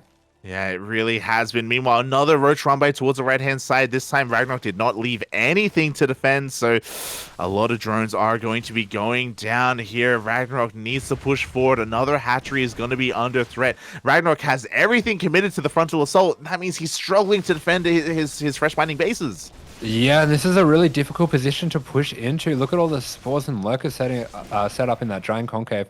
And I don't think RagnaroK is going to want to push through that bridge, through that narrow choke point. So he's going to be attacking those rocks up to the north, but he's being brought home once again by these tiny little hit squads of Dark that is constantly setting out. Yeah, RagnaroK has to find another angle of attack right now. There we go. We can see that disparity in resource income is closing. You know, Dark has been catching up. He has been doing a phenomenal job at just dealing all this counter damage.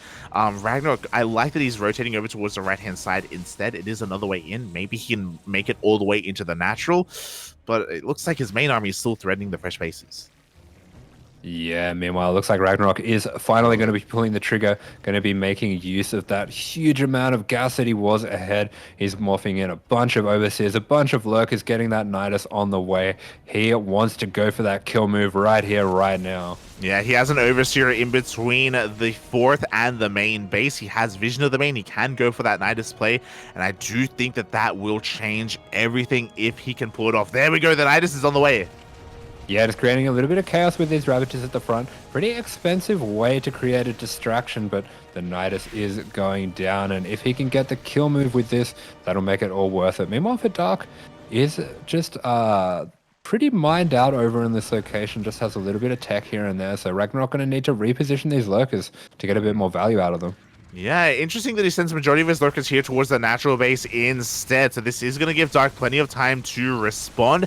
The main base, there isn't too much damage being done. Dark is handling this quite well, things considered. Things haven't snowballed, but at the same time, in comes RagnaroK and all the Vipers, they're gone, mate. Yeah, but look at this setup by Dark here. He's got a huge spread here of spores and lurkers and actually trading really well. It's kind of hard for RagnaroK to find a way through here. Yeah, it looks like Dark is responding with the majority of his army to try and hold on to his fresh bases, but that means that now the main has gotten out of control, and RagnaroK does get a snipe on the hatchery, the Hydra Den, and Lurker Den. Yeah, we are starting to see some lurkers going down, a lot of these spores going down as well, so the Vipers find a way through, but meanwhile, the Vipers of Dark are responding, just throwing off that UI a little bit with those blinding clouds, and a lot of the lurkers of RagnaroK going down right now. Yeah, a lot of lurkers are going down. At the same time, Dark does harass with 2 lurkers of his own on that 5th base of RagnaroK. Meanwhile, it looks like the Vipers of Dark may be traversing a little bit, flying too close to the sun, and now that the main has been dealt with, RagnaroK is going towards the natural. Wow, there's action going down absolutely everywhere. RagnaroK showing that he also is no stranger to creating chaos, and everyone losing drones here, there, and everywhere. But the supply tells a story. RagnaroK is edging ever so slightly ahead here. Yeah, it looks like he's going to be able to, oh god, barely clean up these lurkers. It was an expensive trade. Also, the fresh hatchery going down as well. Dark still mining on 2 bases though, but RagnaroK has a 3rd mining base. Yeah, RagnaroK, despite getting the harassment on his drones, he has been able to keep all his bases and does find himself in a little bit of an economic lead. He's going to be pushing forward here as well. Nice blinding clouds from Dark. He's been keeping his Vipers safe, but RagnaroK can just be poking back and forth, and he is starting to break through the defenses. Yeah, earlier we saw a wall of lurkers and a wall of swords. Oh god, I'm a little bit miscontrolled. The move command here, a missed rally, a lot of Hydras going down. Yeah, the move command is real, but RagnaroK is completely on top of this ever so important mining base. He's going to be taking down the Lurker Den, going to be taking down a lot of drones over there as well, as we see Dark forced to commit, going straight across the map with those full energy Vipers. He just has to send it right now. Yeah, he's basically, in a way, going for a base trade right now. He needs to get some damage. He gets eyes on the Lurker Den, and that's exactly what he wants. Yeah, that's what I do when I see Lurker Dens too. Straight for him, get him out of here. Oh my god, and it gets a hatchery as well. It's been slowly going down due to that one lurker, and it has paid off. RagnaroK also down to 2 bases.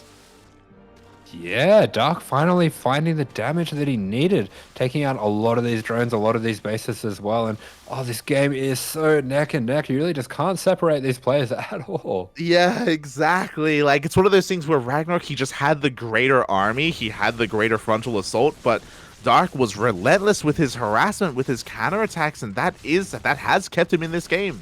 Wow, yeah, those units lost really tells the story there. Having a look there, Dark losing almost 31, 32 lurkers, and RagnaroK losing a lot more drones as well. So we can see that Dark has been leveraging some pretty, I want to say, is frugal the word? No, the opposite of frugal.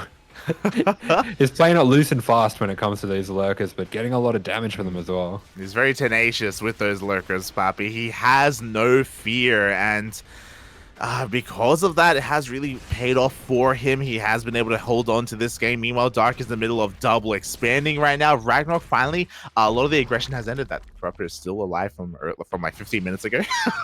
Yeah, this is absolutely the hero Corruptor. His 2 other friends did go down, but he fights on. Meanwhile, for Dark, a little fleet of Vipers over here is going to be making its way forward, but suddenly the players, they are rotating to the 6 o'clock, 12 o'clock position. They have slowly been kind of doing this dance, holding each other from across the room, a little bit of a tango side to side, and it might all come down to a massive engagement in the middle. Yeah, exactly, as most tangos do.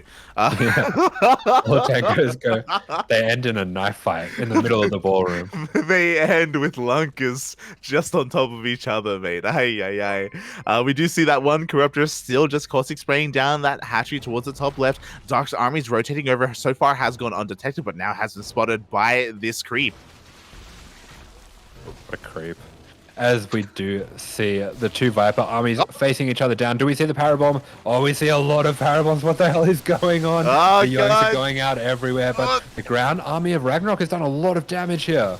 Yeah, exactly, and it looks like the splits were good enough. At the same time, Dark goes once again for a roach run by for a counterattack. I do think that RagnaroK did split better. He did save the majority of his Vipers, but he's being pulled apart, and Dark's army is headed towards that triangular third. Yeah, Dark has finally found the momentum he's been looking for all game long. Getting these little groups of roaches perfectly split off. Finally going to be taking down that hive that he took down earlier. Is creating damage all over the place. RagnaroK is plunged into utter chaos, and this game that has been so neck and neck all throughout. I don't know how RagnaroK is going to be able to find a way out of this one. Yeah, exactly. He was just completely pulled apart, despite the fact that he has the more sophisticated army. I'm pretty sure, as we look at the unit type, yes, RagnaroK has more Vipers, he has more Lurkers, he has more Hydras, he has a better army, but he just can't keep up with the mobility of Dark. Yeah, he just can't use it. He's got this great army, but it's all in one ball, whereas Dark, he's got 4 Roaches over here, 5 Roaches over there, got a little group of Roaches and Ravagers over here, and they just all found damage at the same time. Exactly, the Infestation Pit has now gone down as well. So even though Dark does have a larger army supply, a lot of that supply is in Roach Ravager. RagnaroK can still take a good fight, but it all comes down to this. Oh my goodness, and this is not the angle that you want to be attacking onto, especially with those blinding clouds on the ground. And RagnaroK being decimated. He does have the supply to do this. He does have the supply to get away with it. But meanwhile, as we've seen every single time there's been a fight, Dark with the counterattack, and every Viper went down. Yeah, exactly. Like RagnaroK, he went in with 7 Vipers, and the Spores took down 4 of them immediately. It was insane. Spores have the best anti-air for Zerg. Meanwhile, the Roach Ravager is coming in. He does collapse on top of the Hydra army, and RagnaroK has nothing left. Yeah, we see a massive sigh of relief from Dark, and RagnaroK just coming to terms with this one. GG is called. What an incredible game out of these two players. Oh my god. Dark, he's like, yeah, I was in complete control. Everything was fine. Oh my god. But honestly, RagnaroK, multiple times that game, he was so close to taking that W. Oh my god. Yeah, Dark's just like, remember when I lost my natural? Lol. Remember when you killed all my mutas? Oh. Oh, yeah, that was an absolutely crazy game out of those players. And I have to point out one of the tactics that Dark used over and over again. Every single time that there was a fight, we'd look back and Dark would have 5 to 10 Roaches over in mineral lines of RagnaroK. And a lot of the time they didn't get damaged, but all it took was that one moment for that to pay off. And he just gets the win that way. Yeah, there's time where they don't even deal economic damage, but they chip away and they take away like a third of the hatchery's HP or something, you know? And then he just keeps doing that, and over time, the hatchery will die. The hatchery will eventually fall, and that happened multiple times, whether it was with Roaches or with Lurkers or with the Niduses that we saw earlier. Like, wow, Dark behind for a lot of that game. But you were talking about it, you know, he almost thrives in that position. You know, he almost doesn't even know he's behind. He's just playing it out anyway. Yeah, it's something that we talk about with Mario as well, where these top players that can read the game state so well and just know the perfect way to create these little bits of chaos and just catch you out of position, kind of like a chess master, just pinning units here, pinning units there, and just taking away all of your options before exposing your weakness. He's just really amazing at dealing with these crazy situations that he puts himself into. Definitely, and I feel like that game right there really showed that off. That was pinnacle, peak Dark ZVZ, where regardless of the situation, he will be in your face in some way. Even if he doesn't have enough at home to defend, he's going to believe he does, and then he believes it so hard that you start to believe it. You know, like, what's happening? I have double the Vipers, I have double the Lurkers, but I just cannot break in because of the wall of spores. And yeah, Dark, he just, it's amazing just the way that his outlook on this game. Yeah, crazy game, but props to RagnaroK as well. He made that a very, very close game. Takes 2 to tango, of course, but we are not done with this matchup at all. We do have one more showdown between Dragon Phoenix Gaming and AlphaX, and the DPG player here is going to be Cure. Yeah, I hope you enjoyed all those mirror matchups. We had the PvP, we had the ZVZ, but now we have the ZVP. Max Angel himself is going to be coming out swinging, coming at Cure. We have the most angel possible. The most angel we can be, and this is going to be a spicy series again. Cure, one of the best Terran players in all of Korea. He's amazing, he's beautiful, he's got quite a hefty hexagon with him. But Astrea, living in Korea, has been, in a way, leveling up over the past year, over the past 2 years. He's been getting just better and better and better results. He's been looking pretty terrifying. Yeah, I mean, Astrea has always been a standout player when it comes to NA, along with the likes of Neeb and Scarlet. They've really set themselves apart from the rest of the competition. And as we've seen Neeb and Scarlet do over the years, he has been traveling to Korea just to up those skills, to be practicing in the team house with the likes of Raynor and Rex and Nice. I think even Huss might have been there at one stage, but he has been training really, really hard, and I think it's starting to show through in his games. Oh, yeah, I think so as well. Um, so yeah, I'm really excited to see him come out here for World Team League for WTL and really show off against that. Meanwhile, I do apologize. I believe it was in the middle of that game, but a massive shout out to Pig as he did raid us earlier. I believe he was covering his own tournament, the Pig Sty Festival. So thank you so much for the raid. Yeah, we did have a massive raid coming in from the biggest of piggists. Oh god, yes. I hope you guys enjoyed Pig's tournaments. I hope you guys had a great time. Meanwhile, we are here with World Team League, Dragon Phoenix Gaming versus Alpha X. We are now in our final best of 2 for this series. Yeah, exactly. So potentially, Australia could get the 2-0 over Cure. I did see earlier today. I think it was Jaishi actually got a 2-0 over Cure, or was that last night? Yesterday, Sunday. Yeah. Sunday. At some stage. Yeah. It's all blurring into one. Yes, we were covering ESL Open Cup Asia, and if you recall, Jeshi did take down both Cure and Creator in his run. Yeah, that's right. But Cure has a chance here to redeem himself. Here he is playing for DPG, the Blue Terran Cure. And in the top left-hand corner of Cosmic Sapphire representing Alpha X, it is Astrea.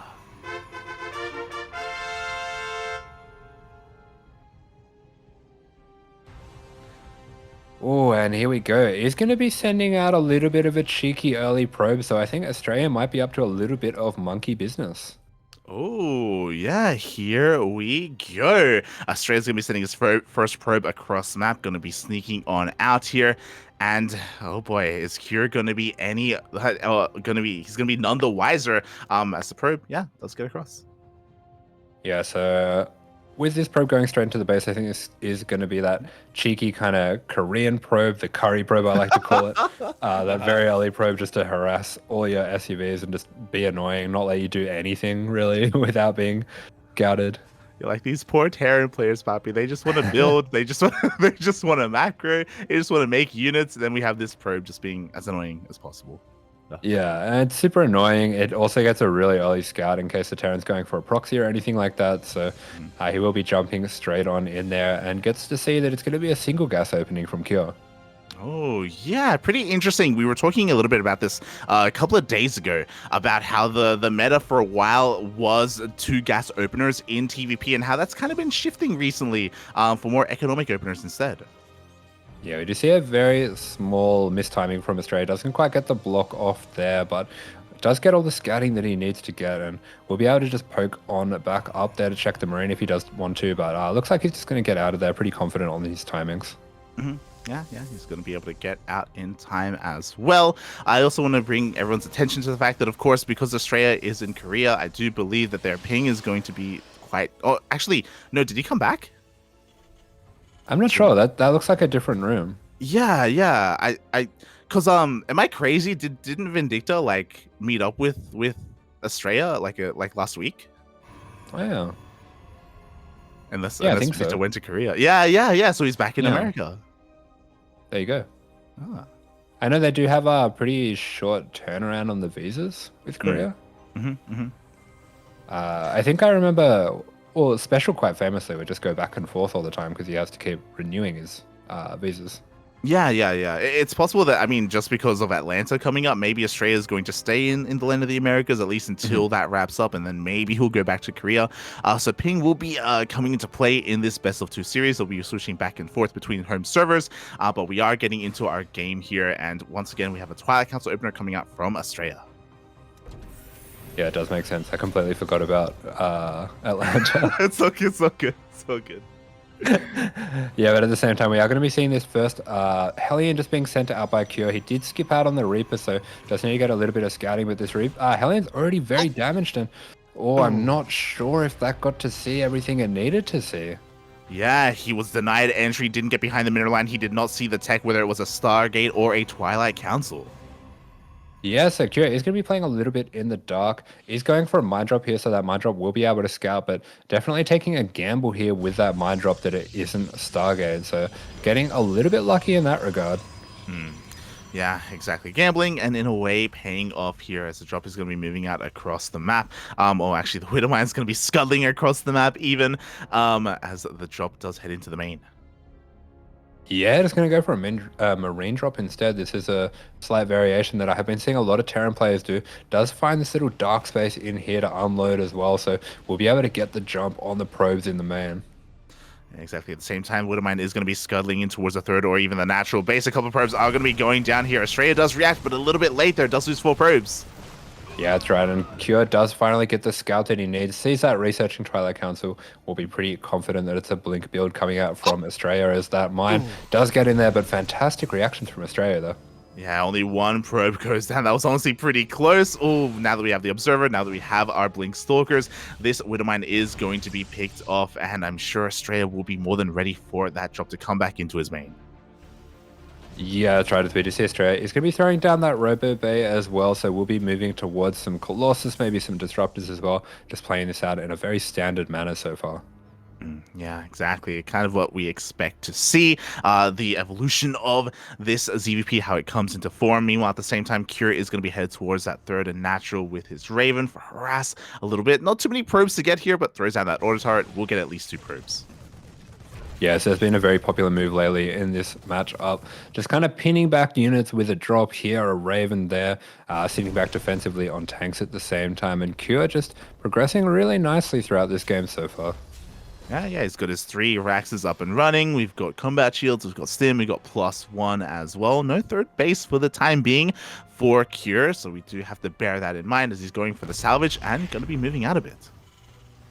Yeah, that's right. We just see Astrea just progressing as normal, getting that charge, getting that thermal lance on the way. As Raven's going to be taking a lot of damage here for Cure, but it does make room for him to start to move out, and we'll just be rallying those medevacs in after that push, so very aggressively tight timing. Oh, exactly. So far, the Marines going to, again, try and take the attention away from Astrea. At the same time, Cure is pushing in towards the third base. Astrea was in position, though, and is going to be able to dance with those Marines. Yeah, Astrea definitely up to the task of multitasking with Cure. He's going to be putting a lot of damage on that medevac now, so that will be stuck back in the base there as Cure starts to set up this push. And we are still waiting for those medevacs to arrive to fully commit, though. Yeah, exactly. Meanwhile, I have auto turret harass in the natural base. The first Colossus is out. Second Colossus is on the way. Astrea has successfully bought enough time for that splash damage for those key units to come out. And now the likelihood of this push from Cure doing damage isn't anywhere near as high. He's forced to throw down his third base on location. Yeah, throwing down that third base with the map control afforded by this tank position here. He's just going to be edging ever so slightly forward with these medevacs. Nice scan before it does pick up on the Colossus as well, so knows exactly what he's up against and will be denying this force from being taken. Yeah, exactly. He's already in position. Tanks will be able to siege up. Oh, actually goes for a drop into the main. Yeah, I love this from Cure, just completely bypassing the defenses of Astrea. Will be jumping into the main here, putting on a little bit of damage with his tanks. Of course, doesn't have to be too committed with this either. Can just pick up and get out of there when he's ready. Even harassing these probes in the back a little bit more. Yeah, I love it. He kind of opens up the opportunity for that to come in. Meanwhile, the Raven comes back into the natural base. Third auto turret thrown down. Couple of gateways being taken out as well at the cost of that Raven, but you could definitely argue that that Raven did pay for itself. Yeah, I mean, Cure's been absolutely suffocating in this game. Just been picking away at these probes over and over again, buying himself the space that he needs to go for that third base at the same time, and finds himself with a pretty considerable supply lead now as he takes out all of these gateways of Astrea, and Astrea just can't reinforce yet. Look at those minerals, they're floating so high because he just doesn't have the production needed. Yeah, he needs these gateways more than ever. 3 gates are on the way, but another one is going to be denied. A couple of pylons are under threat as well. At the same time, reinforcements are going to be hitting the third base of Astrea, and Astrea, he just can't defend. He can't warp in. Yeah, he just doesn't have enough to deal with this. After all those gateways going down, we just see 7, 8 gateways in the production. He's scrambling to get back into this one, but Cure, he's getting probe damage. Yeah, Astrea is being pulled apart right now. We do have the Disruptor being focused down as well. The overcharge was not good enough to keep it alive. 23 workers have gone down. And Astrea, he just still can't keep up. He's still got his gates on the way. Yeah, Astrea's supply absolutely plummeting. We can see him taking some deep breaths over there in the camera. But of course, with his team down 3-1, he wants to make every effort he can to try to get the win here and keep them in this fixture. Yeah, can he do it? I mean, unfortunately, he can't even warp in Stalkers right now. Only Zealous as the Cyber Core has to be rebuilt. The tank's taking down another unit here towards the main base. Reinforcements once again going for a bit of a 1-2 punch. The airways are finally finishing up, so Australia can finally warp in a handful of these units, but it may just be too late. Yeah, nice pickups here from Astrea as well. He's going to be able to take apart a lot of the army here, but is he going to be able to deal with this army down to the south? Does look like he has enough, but the fourth base is just, not going to happen. Yeah, it's not going to happen. We're forced to recall as well. There's no shield battery to protect this base, and now this is going to open up the main. Gorgeous splits on those zealots. Astrea's got very, very nice micro. He really does. He's also got eyes on this army. Yes, he does have the observer. He will be able to split up his army to try and defend his third and his main at the same time. Nova going off. Not quite connecting though. Yeah, very intelligent scan coming out there from Q. It does realize that the movement was being anticipated as Astrea finally cleans up this army. He's going to be scanning around for that gold base, just making sure he isn't letting Q get away with anything too crazy, but he's going to need DTs, he's going to need disruptor shots, all kind of Protoss madness to get back into this one. Yes, the comeback mechanics are there. Astrea is fully aware of them, but can he make it happen in the end? Meanwhile, we have one Widowmine coming in towards the natural, another into, one towards the third, another towards the natural. DT Blink going to be researched as well. I believe Cure hasn't seen that Dark Shrine quite yet. Oh my god, 3 probes going down.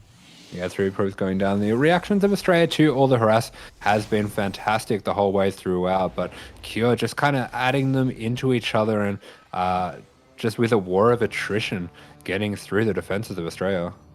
Yeah, exactly. And here we go, the Hail Mary play. We have 4 or 5 DTs being morphed in, going across the map. We do have Ghosts on the way, so it's not just about the scans. Also, EMPs are available for Cure to deal with this. How much energy has he banked up? Oh my god, he's even going for a safety turret in between his bases. Yeah, this turret is really well placed. Looks like Astrea is going to wait for a little bit of chaos on the map before he goes in. Maybe waiting for that blink as well, but no, he's going to pull the trigger now. Does he see the turret there? It looks like he doesn't get there in time. Wow, meanwhile, 4th base is denied, and the DTs have been revealed. Wow, already 2 of those DTs going down, and this is just Astrea's options evaporating before his very own eyes. He is being completely suffocated, not allowed to take a 4th, and his supply is just dwarfed by that of Cure's. Yeah, like this was his way back into this game. Meanwhile, it looks like another Nova went off as well. There we go, 5 Marauders going down. Not a bad Purification Nova, but we need more where that came from. We need not just that, we need a 4th base. I love the way the Observer did that, where they were like, this was the crime.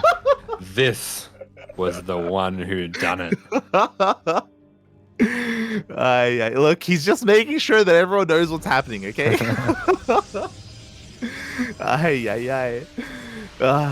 As we do see 3 on the horizon here from Cure. Ghosts are already coming into play for those EMPs and hand shockwaves. Oh my god. Again, we just need miracle disruptors if we want to hold on. Yeah, as if things weren't bad enough. Cure almost a full set of 4 upgrades ahead of Astrea as he's 1-1, only halfway done here, just having to cut that to try to get himself back into the game. And you can see in the camera he's very uncomfortable here. He knows this is almost impossible to get himself back into this. Looks like there was a little bit of harass going down in the main while this was all happening. Yeah, a little bit harassed, maybe a pylon or 2 going down, but that was cleaned up again. Astrea, he's doing this. His team match is on the line right now. Alpha X, they've gone undefeated so far in World Team League. Is this going to be the first loss against DPG? Yeah, and I mean, incredible that they've made it this close against such a strong team as DPG. And Astrea, he is really hanging on in there, but he's been on 3 bases for so long, they have to be mining out now. Yeah, they have to be. So Astrea a little bit oversaturated on some of those bases. We have a couple more DTs being morphed in over on the right-hand side of the map. War Prism denied entry into the main base. Thankfully, he doesn't take that Widowmine shot to the face, but he's just really struggling to deal any counter damage. Yeah, that one screenshot before there really told a story. We had that Nexus looking to be built and basically an entire Terran army just sitting on top of it waiting. Ay, ay, ay. Oh, but you know what, Astrea? He has found a way into the main base. He bypasses that turret. He bypasses that War Prism that Widow Mine as well. A massive warping of DTs into the main. Yeah, huge warp in there. 14 of those SCBs going down. Trying to get some disruptor shots on the front as well. He's going to be taking down one of these orbitals, so he is injecting some chaos into this game all at once. Going to be taking the fight on the front here as well, despite the EMP over all of his army. And Cure, he has to be really careful with his army split up like this, that he doesn't lose a fight in one direction. Yeah, he's going to be jumping straight here. He will be jumping straight in. A lot of the production is going down. These DTs have done a surprising amount of damage, mate. It's been insane. They even blink on forward, getting on top of a lot of these ghosts. And with the production going down, what you see is what you get for Cure and Astrea. He's closing the gap. Yeah, this is an insane amount of DTs. Has to be really careful here that he doesn't take a big EMP from these ghosts, but it looks like most of the energy is gone. He blinks right on top of the army. He is shredding this army. Mate, he is down to 1 to 3 in upgrades, but mass DT is all you need, Bobby. Man with gun is not enough. Every unit's gonna go down. He absolutely decimates that army. Cure having to bring everything back home, but he is losing all the buildings. The scan is going down. The DTs have to blink to get on out of there. We see a recall going down as well. A lot of those are going to be escaping with their lives. And wow, Astrea really dug deep into the playbook of Protoss BS and pulls out a gem. Oh my god, the bias is real, Bobby. But for the first time in a long time, Astrea has taken an army supply lead. His economy may not be amazing, but his army is insane. He's taking down the triangular third base. The fourth is under threat as well due to the mass DT, and Cure cannot fight this army. He loses the planetary. Yeah, the orbitals, they're in the air like they just don't care, and there are going to be no scans for Astrea if he can take those all for Cure, sorry, if Astrea can take those all out. Yeah, exactly. The DTs are definitely the MVPs for this game, with the disruptors not too far behind as well. And just like that, I'm sure Cure can't even believe what the hell just happened. Oh my god. Yeah, Cure has down to basically no production, producing at the moment out of 2 Raxes, a factory, and a starport. Does have some extra Raxes going down at the same time. Has a few orbitals here, 3 orbitals in total, but that's all of his bases. Astrea just backs off. He gets those bases established. He finally has breathing room. Yeah, he has more than breathing room, mate. He can he can do whatever he wants for free, Poppy. A couple of DTs are slipping in one after the other, forcing whatever scans they can. Okay, there's the turret here in position. Army does stim on forward. Meanwhile, Astrea, the 2 main forces are going to clash here at Astrea's third.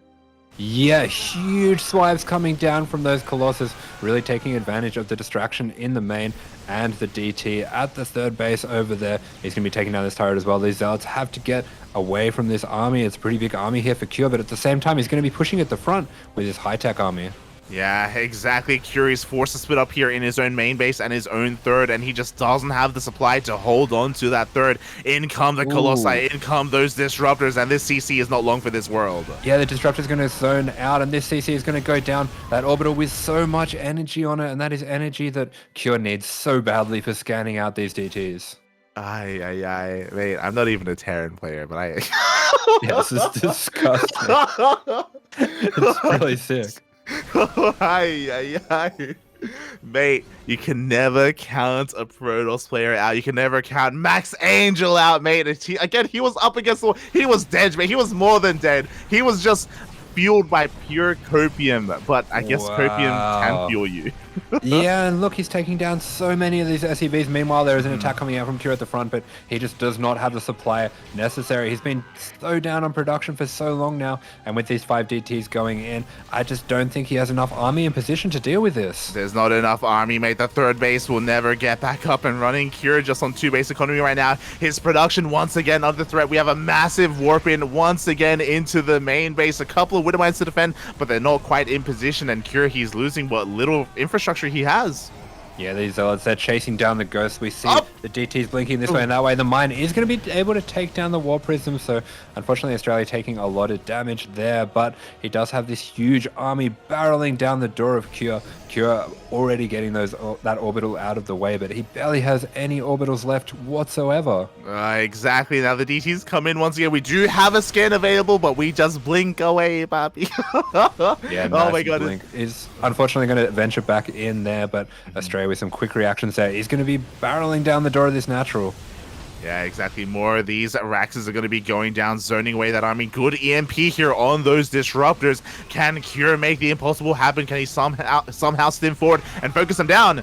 Oh, very good disruptor shots. I love the way that Astrea controls those Novas, just chasing down those units. He's very unpredictable, likes to send them off one side or another just at the end of their path. And Astrea, wow, with an incredible comeback, and the pop-off is real. Oh my god, mate, there was mate, like 10 minutes in, he was smudging so hard. he was smudging so hard, but the comeback was real, and he puts a point on the board for Alpha X. Yeah, I was thinking incredible amounts of copium coming out from there. He was on 3 bases for so long, he had to be completely mined out. Q was on either side, constantly denying a force, just not allowing him any breathing room. And Astrea, with the Hail Mary warp in of what, 10, 12 DTs into the main, dodging all the turrets, all the mines, getting himself in there, just, he Protossed him. And as Astrea Protosses Cure, I can see that Asher is assuming the position. I have fallen. Like, oh no! I didn't realize you're becoming one with the chair. It's okay, Papi. You're not. It's not you. It's okay. Sinking deeper and deeper into his chair as the Terran soul dies. Yeah. Were we watching a stream today where someone was sinking into that chair? It was Spirit. Oh yeah. Aye. It's the soul leaving my body. Exactly. The soul spirit leaving your body, as we now have Cure's map pick. No surprises here. He has decided to go for Inside and Out. Yeah, I think after that one, Cure is going to want to punish Astrea for his insolence. That was rough. I've had these games before with Protoss where you've got them down to 3 base, you're controlling it the whole way through. You're like, how do I tell them to leave? I don't want to like BM them, but I kind of do. And then you lose. Papi. And then you lose. You just, it just goes to show that, some of these matchups, even when you're ahead, I mean, I guess it happened with RagnaroK versus Dark as well. It doesn't matter. You cannot slip up. You cannot let your attention lapse for one moment, because your opponent is fighting their heart out. And if they find a way, they will find a way. They will come back. Yeah, 100% in Australia. We've got to give him credit. He's a very intelligent player. He finds the ways back into these games. Even if he's down 1-1 to 3-3, he knows how to use all of his tools. And here we have the final game, potentially, in this series. And in the top right-hand corner, representing Dragon Phoenix Gaming, it's Cure. And over here on the right-hand side of the map, in the red, playing for Alpha X, this is Astrea. Oh boy, and I just want to see the player cams. Oh my god. What an insane game number 1. But of course, both players have to shake it off. It's a best of 2 for those wondering, not a best of 3, not a best of 5. So Astrea still has to be careful, because if Cure takes one map here, then he will tie things up. He will bring down Astrea with him.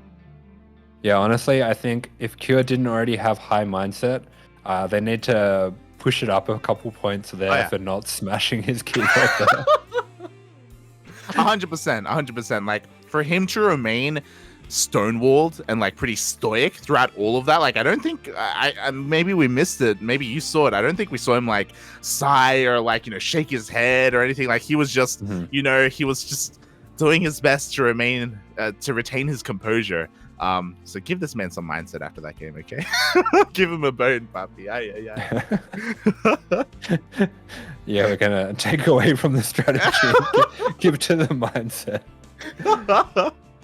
As we do see it once again, going for that single gas build, is going to be able to get down his CC very quickly here, as is the Protoss. But everything looking towards a pretty similar game so far. Cure not wanting to go for a double gas, a more aggressive build on this smaller map yet. Yeah, exactly. Once again, just going for something a little bit more economic. If you recall, he did the same opener on Cosmic Sapphire, and it seems as if, regardless of the size of the map, at least the maps that we've seen so far, he does want to go for the same thing. Yeah, and I do want to point out, this is a pretty huge game for AlphaX. DPG, arguably the top team in this competition, and AlphaX, they've been doing so well so far. If they can bring it to an ace match, that's going to be absolutely huge for their stocks in this series. Yeah, exactly. I mean, DPG, they are the reigning champions, like they were the winners of a World Team League Summer. So for them to go down to Alpha X, it would be insane. They've already stumbled a little bit so far in this season. Yeah, Astrea actually getting caught very out of position here. I'm not really sure why his Stalker was so far across the map. Maybe he saw something that made him believe it was a Marine first opening, or it takes him a little while to get his probes back to mining there. But to send you a unit that far out without a shield battery, I think he got caught a little bit off guard by the Reaper there, and 2 probes going down. That's a big deal.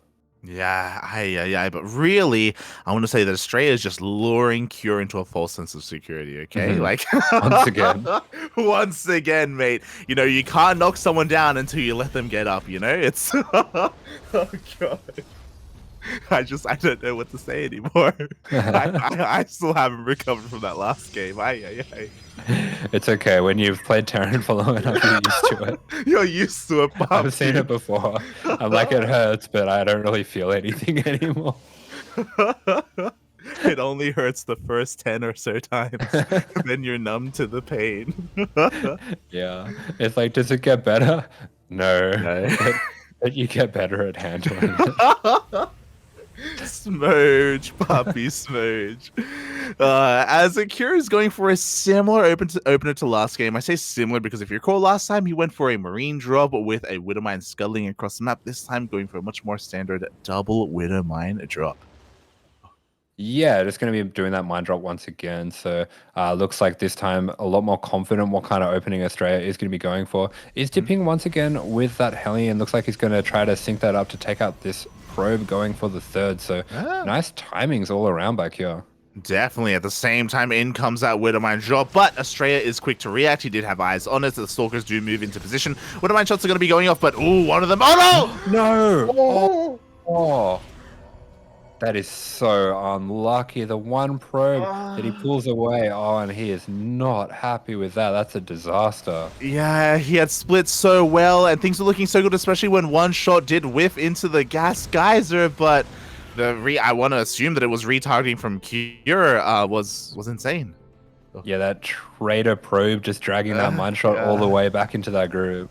And that's just almost game-ending damage, really. Yeah, exactly. Like Cure just having a phenomenal opener. Like a Widowmine shot like that should not be happening this early on. So Astrea going to be playing a little bit from behind instead. He is in position for that drop to come back in, as there is still one Widowmine in that medevac. But it is going to force his attention there as he does attempt to establish his 3rd.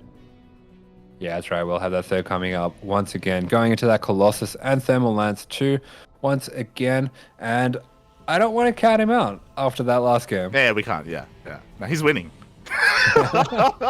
Astrea's ahead right now. What are you talking about, mate? Just give this man a Dark Shrine and he can make anything happen, Poppy. Let's go. Yeah, he has shown that he can draw water from stone. We do have these Stalkers kind of awkwardly dancing back, and these are so awkward. This is kind of like the first ballroom dance in high school where you're kind of stepping on each other's toes and tripping over and kind of bumping into each other and falling over. The flashbacks are real, Poppy. Stop. No, not again, Poppy. Not again. Oh god. But regardless of this, he is pinning down that drop for the time being. Meanwhile, Cure is going to be pushing out here, getting his own 3rd base once again, being thrown down on location. Astrea, though, I think he knows that the pressure is on him to try and find some damage. That's why he's being active here with his army. You were just at that dance line and you stepped on her toe and you said, "Are you okay?" And she said, "Not really." And so you just turned your computer on and never went outside again. That was the last time I saw the sun. The last time I felt grass on my hands. But meanwhile, we do see Australia doing a really fantastic job just delaying this push, using this force field to cut off some of those units in the Colossus, just to swipe away at them, forcing out a little bit of energy from the Raven of Cure as well. So that will help him out here, but Cure being ever so patient with this push. Yeah, exactly. Slowly leapfrogging forward with his tanks. We got a double jump head towards the main base of Astrea at the same time. Will he be able to respond in time? Meanwhile, with 2 Colossi, we do have a couple of disruptors slipping on out. That's going to be key here in the defense as long as they don't get disabled. Yeah, he does have a really nice setup for dealing with this one push here, but with Cure throwing down that scan to make sure the army is all here, he's going to be going straight into the main, and it's really hard for the Protoss to split up this kind of robo-based army.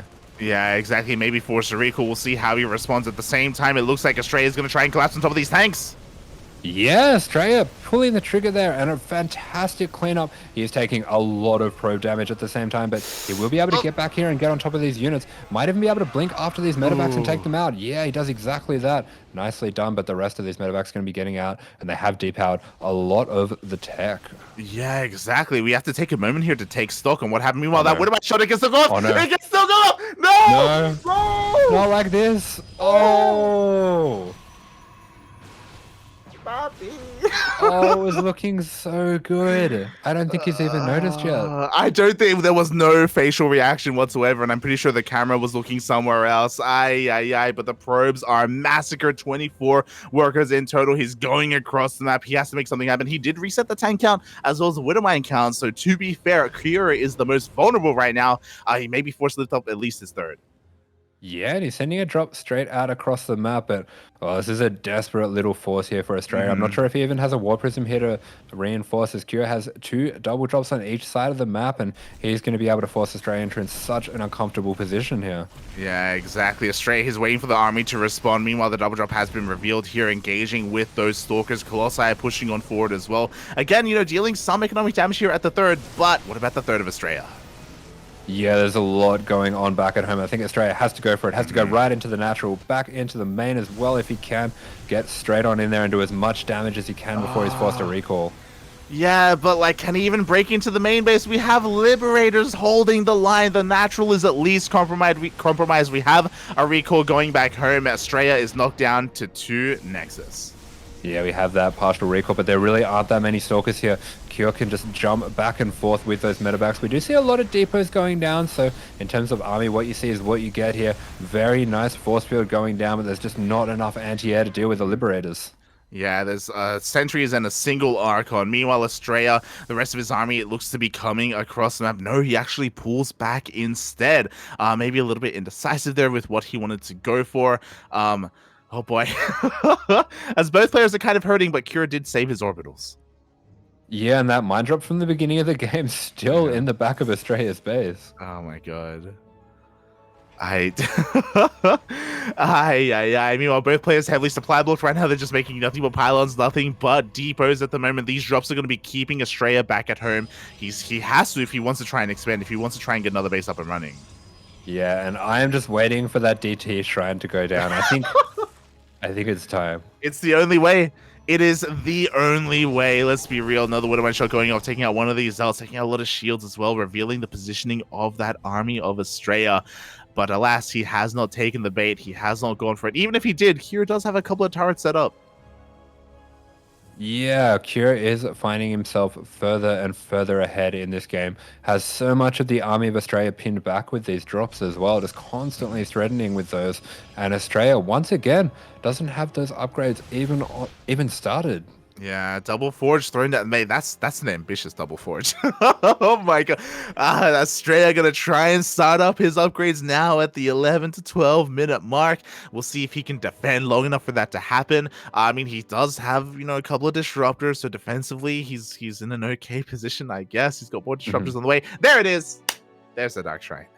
There is that Dark Shrine. We have the disruptors going down as well, so Astrea, he's going to try pull water from Stone once again. Is he going to be able to keep Alpha X in the the observer, showdown? the observer knows. He knows how important it is. He knows that the winning move has just been played here. Astrea, he just needs to buy time for the Dark Shrine to finish, and then it's over, Papi. This bad boy can fit so much GG in it. Ay, ay, ay. Cure, he won't even know what hit him. As he's going for a massive Doom Drop into the main base. And again, the Dark Shrine is still not done. The army's at the position. The army's at the third, nowhere near the main. Yeah, huge Doom Drop coming in here right on top. He's going to be taking down that Robo. The Disruptor shot not able to catch him off guard. He will be pretty spread for this army. And Astrea really doesn't have the army that he needs to overwhelm this. Yeah, he really doesn't. A couple of shots going off. The Archons do go down at the same time. In comes Cure. It looks like Astrea may have split up his army a little bit inefficiently. Too much at the third, not enough in the main. It looks like he does hold on to the third, though, and he will barely clean this up. Yeah, looks like a good Disruptor shot there is going to be taking down a lot of those units as well. Stalkers are going to be able to start to trade with the Medivacs, but he's just going to be able to clean this up. Oh my god. Meanwhile, the auto shots are going to be reset here as well. But yeah, thankfully, Astrea, he only loses his Disruptor, but he also lost a lot of his infrastructure there. And if you notice, we have a couple of buildings depowered. A lot of gates went down as well. Forced to even attack his own units here to take down these Widow Mines. Get some Q moves and stop. No, they're gone. They're gone. Don't kill the Stalker. Leave him alone. No. No. And there's still one Widow Mine left. He died. Does he target? Oh, he doesn't. Ay, ay, ay. Yeah, we do see that DT being started up once again. That Medivac right there on top of it watching. The little plumes of steam from the nostrils of that DT shrine being shown. It's going off again. Oh, another 5 probes going down, and Kira's been macroing cleanly behind this. I just don't think Astrea can keep up. Yeah, there is no way. A valiant effort so far in this best of 2 from Astrea. The comeback was insane in the last game, but oh my god, even an Nova going off. Astrea's gonna hold. Huge Nova going off, but is it going to be enough? We see the double Liberators taking out all the mining in Astrea. He realizes that he just can't deal with that right now. Yeah, the anti-air is not there. He's going to split off his Stalkers to deal with those Liberators. A 4th base is being thrown down behind this, but at the same time, Cure is just rallying everything he has across the map. He's looking to break into that natural. Yeah, we see even more probes going down. 14 probes in total going down. Astrea is so far behind in the workers. He can hold on, but there is just going to be waves and waves of Terran aggression coming his way. Will we even get to see those DTs come out? That's the good question, mate. We need them. Astrea needs them most now more than ever. But Cure is relentless. He doesn't let up. There we go. We have a hit squad of 3 DTs headed towards that 3rd base. Do we have detection? More importantly, do we have an army ready for that counterattack? Yeah, this Stalker getting to escape with its life against those vengeful Colossus, but Cure does have another huge army here, and Astrea just really does not have enough to deal with this unless these Novas are absolutely perfect. Does he even have a Disruptor? I was about to say, there is no Disruptor with the army. The Robo gets depowered. The Disruptor will not come out, and without that, there's no way for him to deal with this. Cure has the high ground. GG gets called, and Cure takes game number 2. Oh, GG, and what a frustrating game for Astrea. Just a few little unlucky moments, especially with those Widow Mines, and is not able to clutch this out for his team. But a very respectable performance coming out of Alpha X. Yeah, very respectable indeed. I mean, let's be honest. Let's wind everything back a little bit. RagnaroK almost took that game from Dark. It was so close. He was ahead so often in that 2nd game of their best of 2. Like, Dark just refused to die, similar to maybe even Astrea in game 1 against Cure. Yeah, absolutely. Really, really fantastic games coming out from all of these players. Zoun as well getting that win. So Alpha X performing so well in this matchup. Just a few little things going a different way, and we could have seen AlphaX even getting a 4-2 over DPG. So definitely a performance to be proud of. Definitely, definitely. I hope that Alpha X aren't feeling too upset about their performance here. I know that they looked so damn good in their games, but DPG will not be taken down here. And Alpha X takes their first loss in this season of World Team League. Yeah, they take their first loss, but of course to probably the top team, DPG and Onside, filling those roles. So AlphaX looking poised to maybe even make a run for second or third place if they're not able to get first. They really are showing themselves to be contenders, and I think this performance against DPG, despite not coming away with the win, still does highlight that. Definitely, definitely. Oh, and with that, congratulations to Dragon Phoenix Gaming. They will take the victory in the end. We do have another matchup coming up next, which is Good Game Gaming versus Psystorm. But that is where I pose you the question, Asher. Are we going to stick around and cast it? I would really like to get a bit of extra sleep. Yeah, I know. Like it's rough because we just got raided by Pig as well, so it's like but Wardy is also casting in English, so it's not like there's no one else covering these matches right now. And I do know other people do cast the VODs later on. So I guess because it is 1 a.m. here in Australia, I guess that's gonna be it for us for tonight. Yeah. I could see the wheels turning. You're like, I'm thinking about it. It's okay. It's okay. I appreciate that you had the time to spare to cast with me today, Asher. I always appreciate it when you come on. Thank you so much. And I believe you were streaming earlier today, right? Yeah, just a short stream. I think just 2 hours, just under 2 hours. It's a Vindicta size stream. Very small stream indeed. If you want to tune into more of AsherBro, my lovely co-caster tonight, you can check him out at AsherBro on Twitch. He's a Terran main, and he does ladder from time to time. Going to be trying to stream a little bit more frequently. So check him out over on his Twitch. He is a great player and a great streamer. Oh. And if you want to see some Zerg, if you want to see some suffering. I mean, I feel like you won a few games today. I know, today was good. It was okay. Light_VIP on Twitch and Twitter. I do stream on a daily basis as well. Some Zerg gameplay, not so much Terran. So you can follow me there if you are interested.